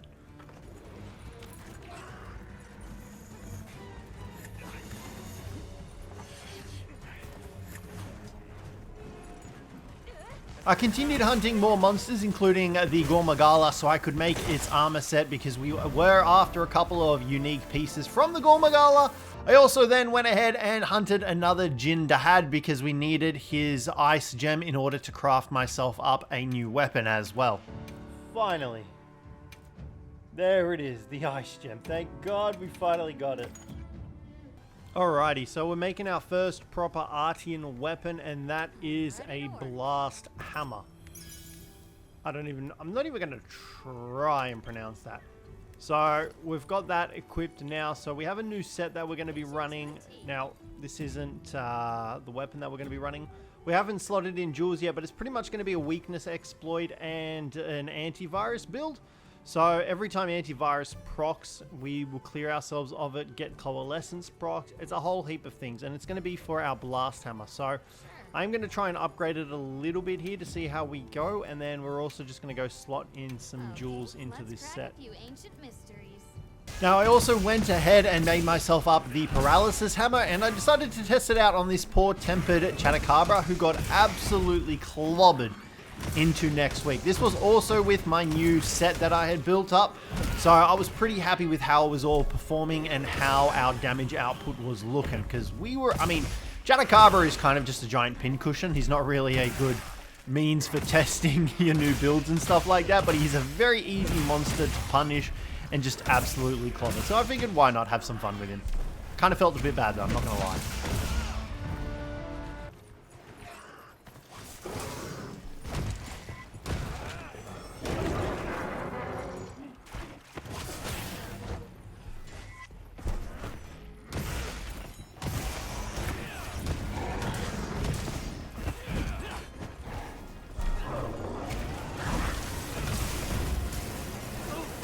Now, I also went ahead and hunted a Tempered Blagango and a Tempered Hirabami, as it was an optional quest that we needed to complete. It was for a certain upgrade, so I figured why not go and do this and join it up with a bunch of other hunters. And we made very quick work of the Tempered Blagango and the Tempered Hirabami. Plus, it was just extra monster parts that I could use later down the line to make myself extra weaponry and extra armor. I then went ahead and got probably one of the easiest achievements, which is the Gossip Hunter, and not many people have this achievement apparently. So this is a very easy achievement to get, and all you have to do is view 30 different hunter profiles. So I went ahead and just saw a bunch of different people's profiles and decided, well, this was an easy achievement. There we go, that's what we needed, 30 different hunter profiles done. I then wanted to try and learn a new weapon, so I went ahead and gave the Great Sword a go, just because I really like the design of the Great Sword. The design of some of the weapons look really sick. I could not get this weapon, to be completely honest. Sometimes weapons clip, sometimes they just don't, and you just look like an idiot using them. So I did try and go out and hunt a Rathian with a Great Sword. I mean, it was okay, but I couldn't really figure out the combos and stuff like that. I did probably need to spend some more time with it, but I just could not get the hang of it for the time being. Now, I did want to switch up to another weapon. However, to get that weapon that I wanted, I needed to defeat the Gormagala a couple of times so that I could get the parts required to craft it. And that was the Gormagala's lance. Now, this lance looked absolutely badass, and it gave me a definite reason to learn how to use the lance. Plus, I did try out the lance during the beta, and it just felt really strong and powerful. So I had to kill him a couple of times, but thankfully I did get enough parts to make the Gormagala lance. We've just gone ahead and made the Gormagala lance, which in my opinion has to be one of the most badass looking lances in the game. It is a dragon element, which is kind of unfortunate because we do have the Arkveld gun lance, but oh, look at that lance. Look at that. How could you not want to wield this? An absolute badass lance. We're going to go ahead and make a set around our lance now, see how we go. Alrighty, so we've gone ahead and actually made our new gun lance build as well as a new lance build. So our gun lance build is going to be running artillery level 3. It was then time to test out our new lance out on a Gravios, and I was kind of just getting the hang for it, getting the feel for it. I hadn't really used it all that much before crafting the Gormagala's lance, and I kind of vibed with it. It's a pretty easy weapon to learn, to be honest. You've only got a couple of buttons to press. You pretty much just want to block most attacks and just stick to the monsters as best as you can. So I was pretty happy with how I was going with the lance, and we managed to kill the Gravios in pretty decent time. I just needed to figure out the guard stuff. But like, how cool was that? Like, just blocking the Gravios' beam was so satisfying. And you're pretty much impenetrable if you've got the guard up and everything like that. So, managed to slay the Gravios, and then I went ahead and did some extra optional quests as well. And so I continued doing a couple of different quests and slaying a couple of different monsters with the lance, just to continue getting the feel for it, testing out the combos and all that sort of stuff. Plus, each of these kills did contribute to certain achievements as well. Some of these were event quests as well, but like this Zuwu here was getting absolutely demolished from us using the lance, which was super satisfying.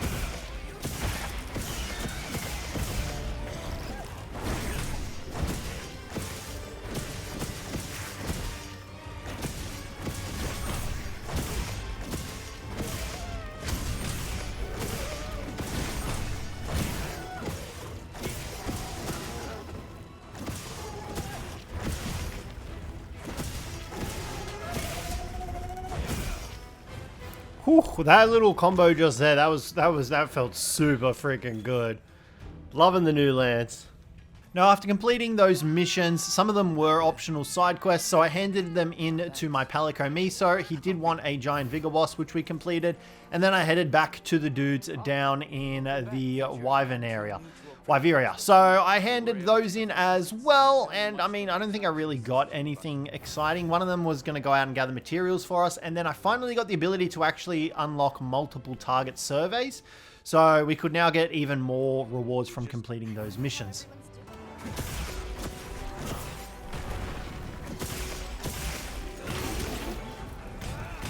I continued hunting and completing some side quests, as one of the achievements was to complete 50 side missions. So I managed to kill the 2 Aza Khans, completing this side mission as well for one of Fabius's men, and then I headed out and went again against the Jinderad with my new lance, and this charge attack, woo-hoo-hoo! A lot of damage to Jinderad. You literally just find a really good spot. This applies to like literally every monster. Find a good spot where you can't get past them and you pop that dash attack and you will literally deal so much damage to them. It's super satisfying to use. Oh my god. That was so close. Oh, you died. Yeah, I died, mate. He fired that beam at me and I literally was just like right next to it. I then went ahead and went on another side mission to hunt a Tempered Aza Khan and a Tempered Gravios, and, well, it was rather chaotic because I did it alongside my brother. He's angry. You got taken out. Yeah, I was blocking. I just saw you go flying. The Rathian's like ready to fly. Just fucking obliterator. Get him. Nice. Ah, my thing ran out. No. Oh, it ran out as soon as he got paralyzed. It was so annoying. And now he's stunned, so we got another chance. No, I gotta build it all up again.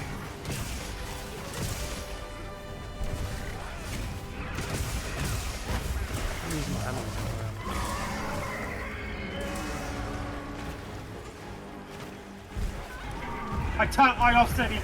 I offset that bitch. Good job, mate. Nice.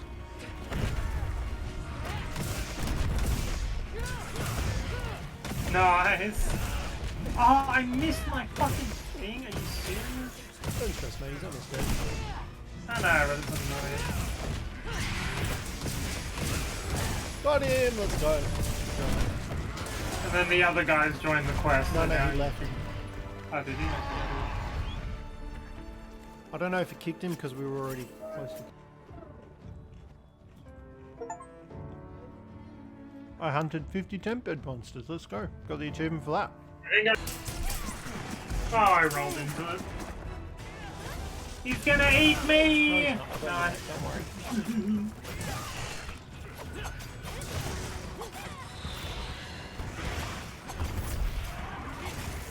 That was 1,000 damage. Yeah, I think the monster only takes damage if you jump off the body. Like, yeah.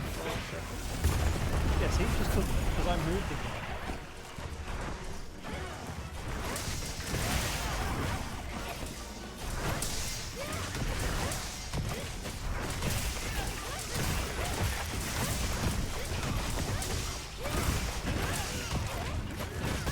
I missed?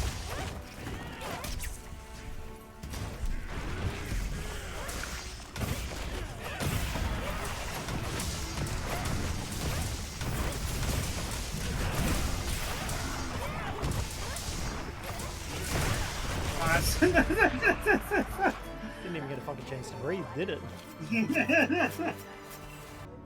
3 minutes. And there it is, the biggest Nerscylla. Oh, look at that. We all 3 of us have the same background. So, after completing the hunt for 50 tempered monsters, I then ventured back out on my own solo, where I was fighting a Rey Dao and managed to do a couple of offset attacks with my hammer, and it just felt so good. I had to include these in here.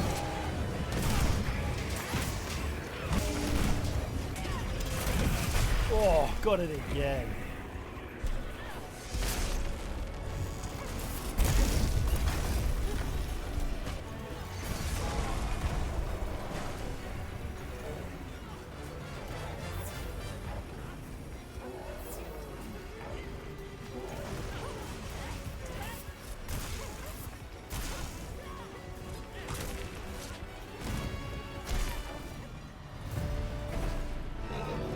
I also got the gold crown for the largest Rey Dao as well. Now from this point, it was pretty much crown farming, so I managed to get the Folga Anjanath Guardian largest crown, and then I also moved on to the Ebony Odogaron as well. I was just doing a whole bunch of crown farming at this point, as this was going to be one of the hardest achievements to get all of. Let's go. Now, I spent some time going ahead and getting the crowns, and instead of showing you guys all of the fights, I've got a little scene here showing you me killing all of the crowns and the crowns that we got. So there were 16 in total that we managed to slam out, and I also completed some extra achievements as well during these hunts. Let's go. And there it is. Obtained a gold crown for 10 or more monsters in the hunting log. Let's go. Now we just have to get it for every other monster.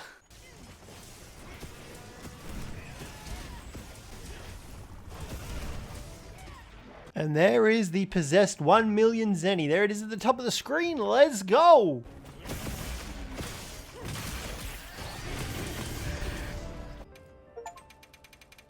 Let's go. And we got a miniature crown for 10 or more monsters because we just finished killing a gold crown small Quematrice.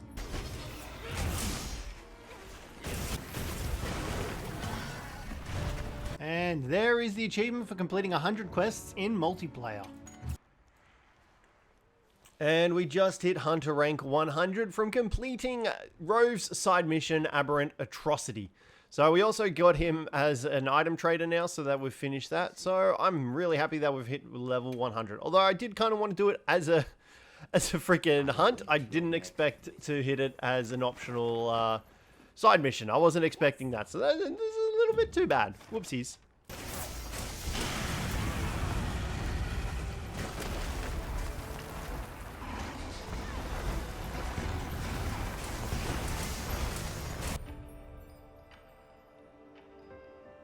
Let's go, largest Gravios as well.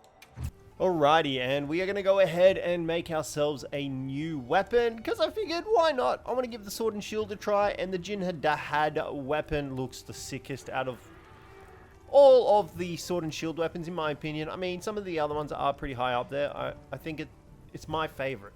I think they all look sick, but I think the Jinderad flail is what sells it for me. So we're going to go ahead and make that. We finally got the Gracium that we needed, and then we're going to need to build a armor around it. So let's go ahead and make that, and then we're also going to just equip it so I can see how badass it looks, because I am very excited. Is it a flail? Can we use it as a flail, or is it like attached? No, it's a flail. That's so sick. I love that so much. All right, now we need to go ahead and actually learn the weapon. And then we need to make an armor set for it.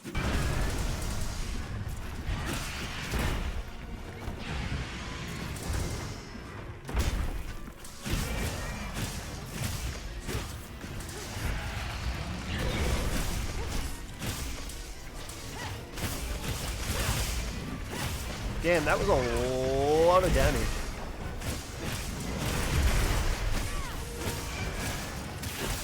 That was pretty sick slide under the tail. I'm kind of a fan of the sword and shield. That damage from the charged chop is nuts. When you get one of the weak spots, it's crazy how much damage it does.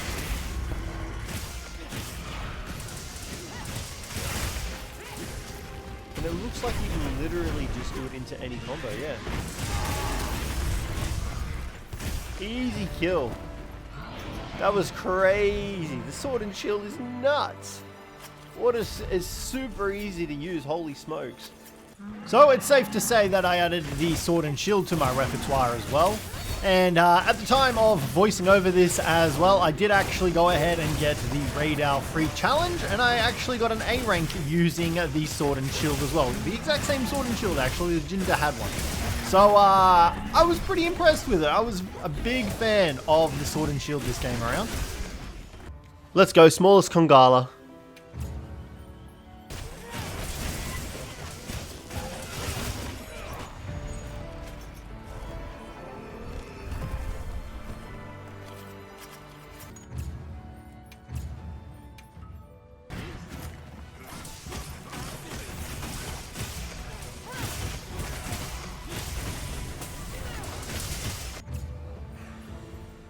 Let's go, smallest Raytheon.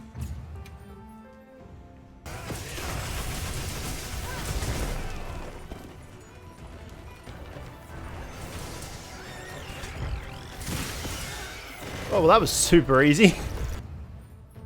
Let's go, large Zulu.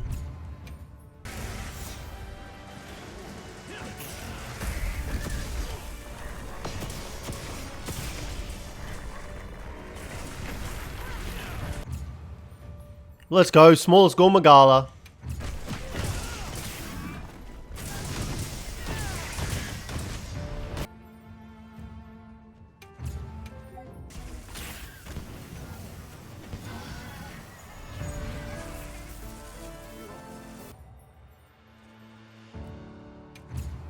Now, I then went ahead and started catching whoppers. Thankfully, there was this area in the forest where I was able to reel them very quickly in this river.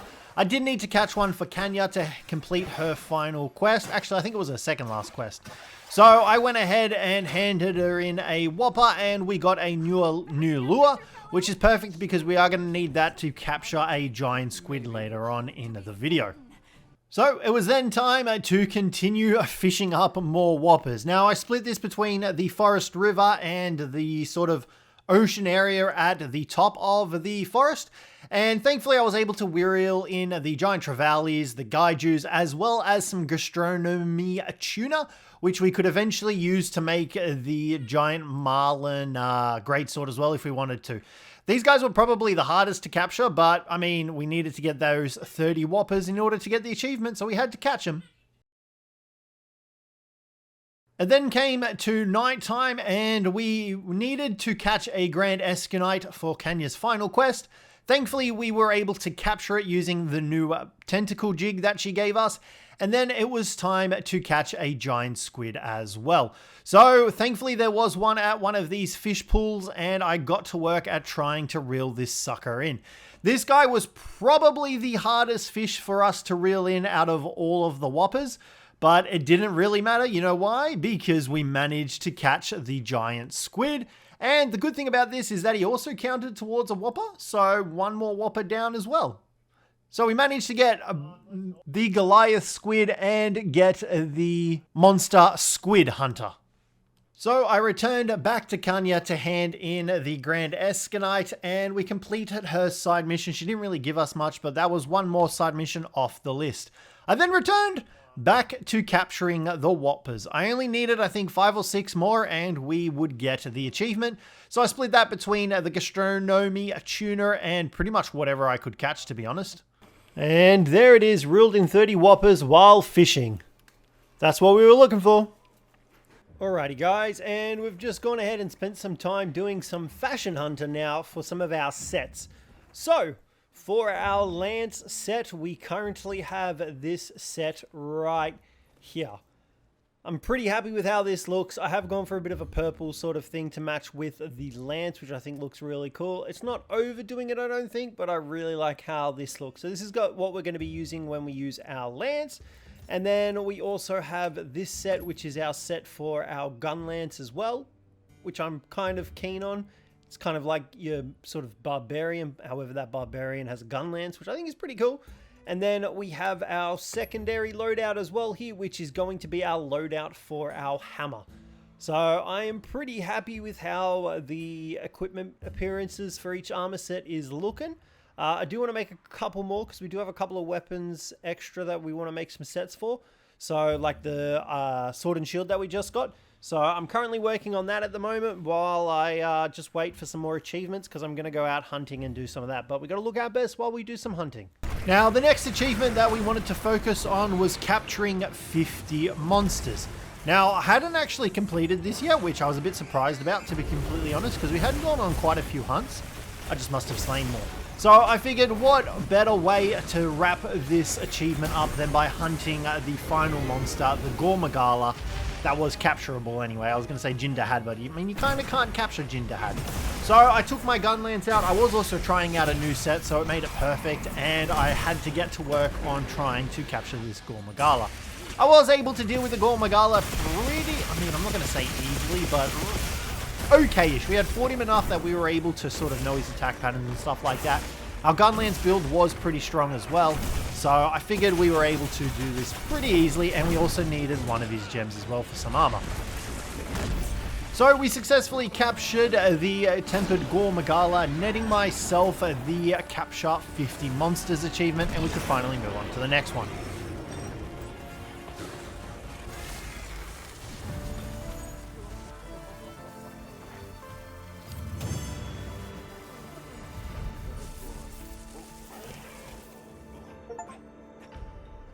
And there is the achievement for capturing 50 monsters. Let's go.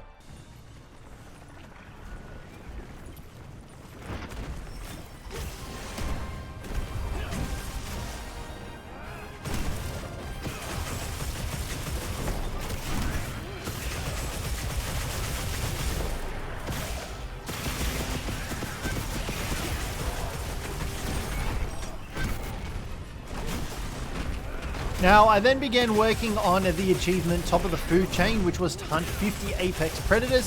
So you pretty much had to hunt the apexes of each region. I started off farming high rank Nudras, but I realized this was going to take me a very long time to do this. So I put it off for the time being and went back to crown hunting. Thankfully, I did find a giant gold crowned Nudra, which was one of the ones that we were missing.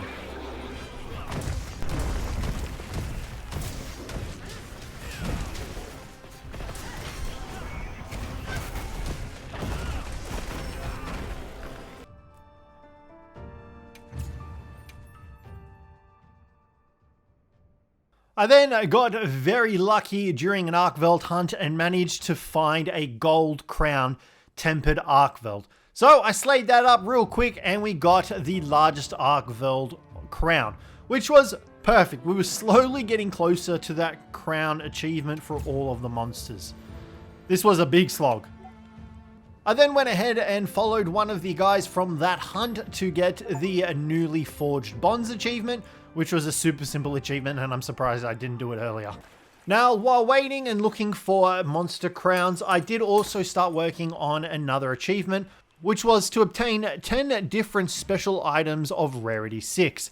Now, these items were scattered throughout all of the land, and I had to wait for specific conditions for them to spawn. Now, we did already have Nightflower Pollen and a couple of other ones, so I just had to wait for the specific instances on the environment overview for when they would spawn. But this allowed me to work on this achievement as well while I was still trying to get my crowns. So there were only a few monsters left that I had to get crowns for. One of those was a Rathalos, which I did manage to get the biggest golden crown for. And then I managed to find a Tempered Rathian as well that had another crown for us. So we were managing to slam out these crowns like crazy. And there we go, there's our gold crowned Rathian.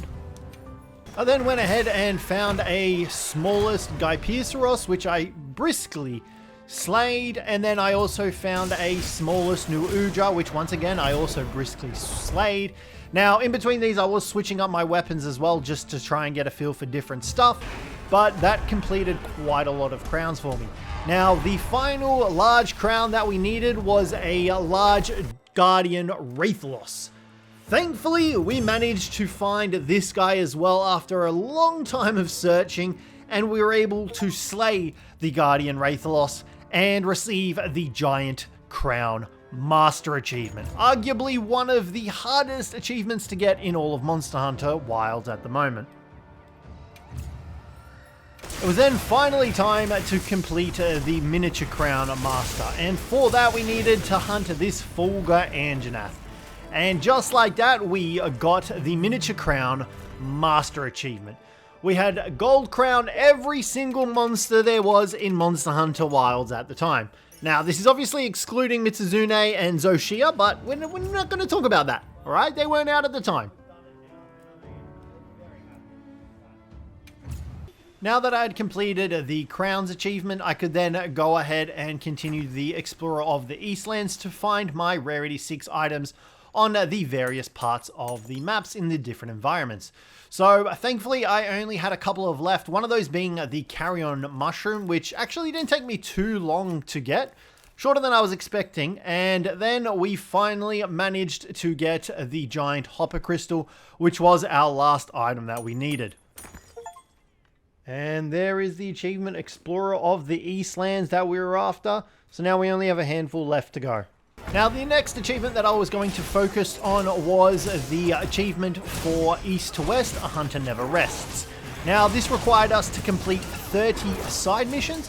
Thankfully I had been completing them throughout this entire run, however I obviously still hadn't completed enough to net the achievement. So I headed out there with a new weapon in tow, an Artian longsword that I decided to give a shot because I hadn't really had a chance to mess around with it all that much. And I began completing the side missions, completing the hunts that I needed to do that would net me the side mission completion. So I managed to complete them, and I spoke to the guard in Wyveria first, completing her quest, and then I also went back out into the Woodward area and completed the quest out there as well. And then I just needed to hunt a Gravios for someone in the Orr clan, and that netted me the achievement for the East to West, A Hunter Never Rests, and completing the 30 different side missions. And that is our 30th different side mission completed, ticking off another achievement off the list. Now this next achievement, the top of the food chain achievement, required us to hunt 50 apex predators. Thankfully I had been hunting the apex predators throughout the entire game sort of thing, so I was thankfully able to keep track of how many of these guys I had actually killed by referring back to my monster field guide. So I began the work of hunting low rank apexes, as these guys are also counted towards the count, so I figured why not capitalize on this. As well as that, it also allowed me to work towards the Someone Worth Following achievement, which was to complete 100 quests with your Palico deployed. So I started off by hunting the Nuudra, and then I quickly switched over to the Uduna using my sword and shield just to try and blitz through these as quick as possible, because the Uduna was closer to the base areas, and I was able to start slamming out the Uduna quests in about 2.5 minutes, which I was pretty impressed with, to be honest. Granted, it is the low rank, but you know, we're not going to talk about that. Alright, and here we go. This is our final apex monster that we need to kill in order to get the apex monster achievement. Let's go ahead and kill this tempered Uduna. If I can kill it, that is. And so for the final apex predator monster, I decided to hunt a high rank tempered Uduna, because why not go out with a bang? Thankfully I was able to slay the Uduna and receive my achievement.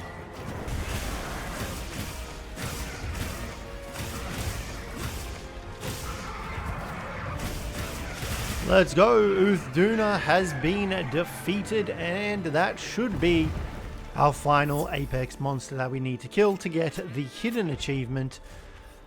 Hopefully I have done my maths correctly and we've hunted the right amount of apexes.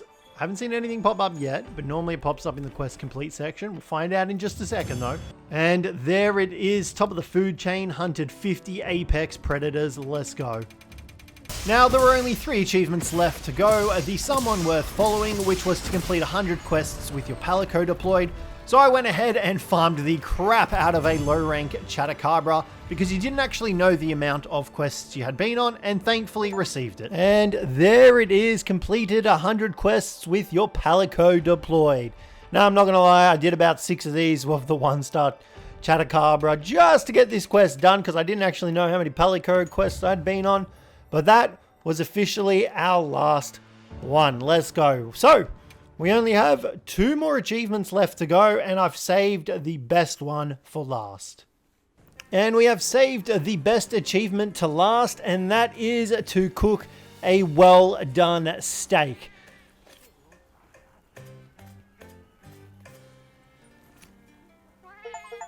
And there it is. Everything has been completed. We have 100% completed all achievements on Monster Hunter Wilds. There it is, there, 100% progress. We have achieved every single achievement in Monster Hunter Wilds. Every single gold crown for the monsters are available. And that is going to wrap up this video. So guys, let me know what you thought of the video down below. Hopefully you enjoyed it. If you did, don't forget to leave a like. Subscribe down below for more. But other than that, thank you very much for watching, and I'll catch you in the next one.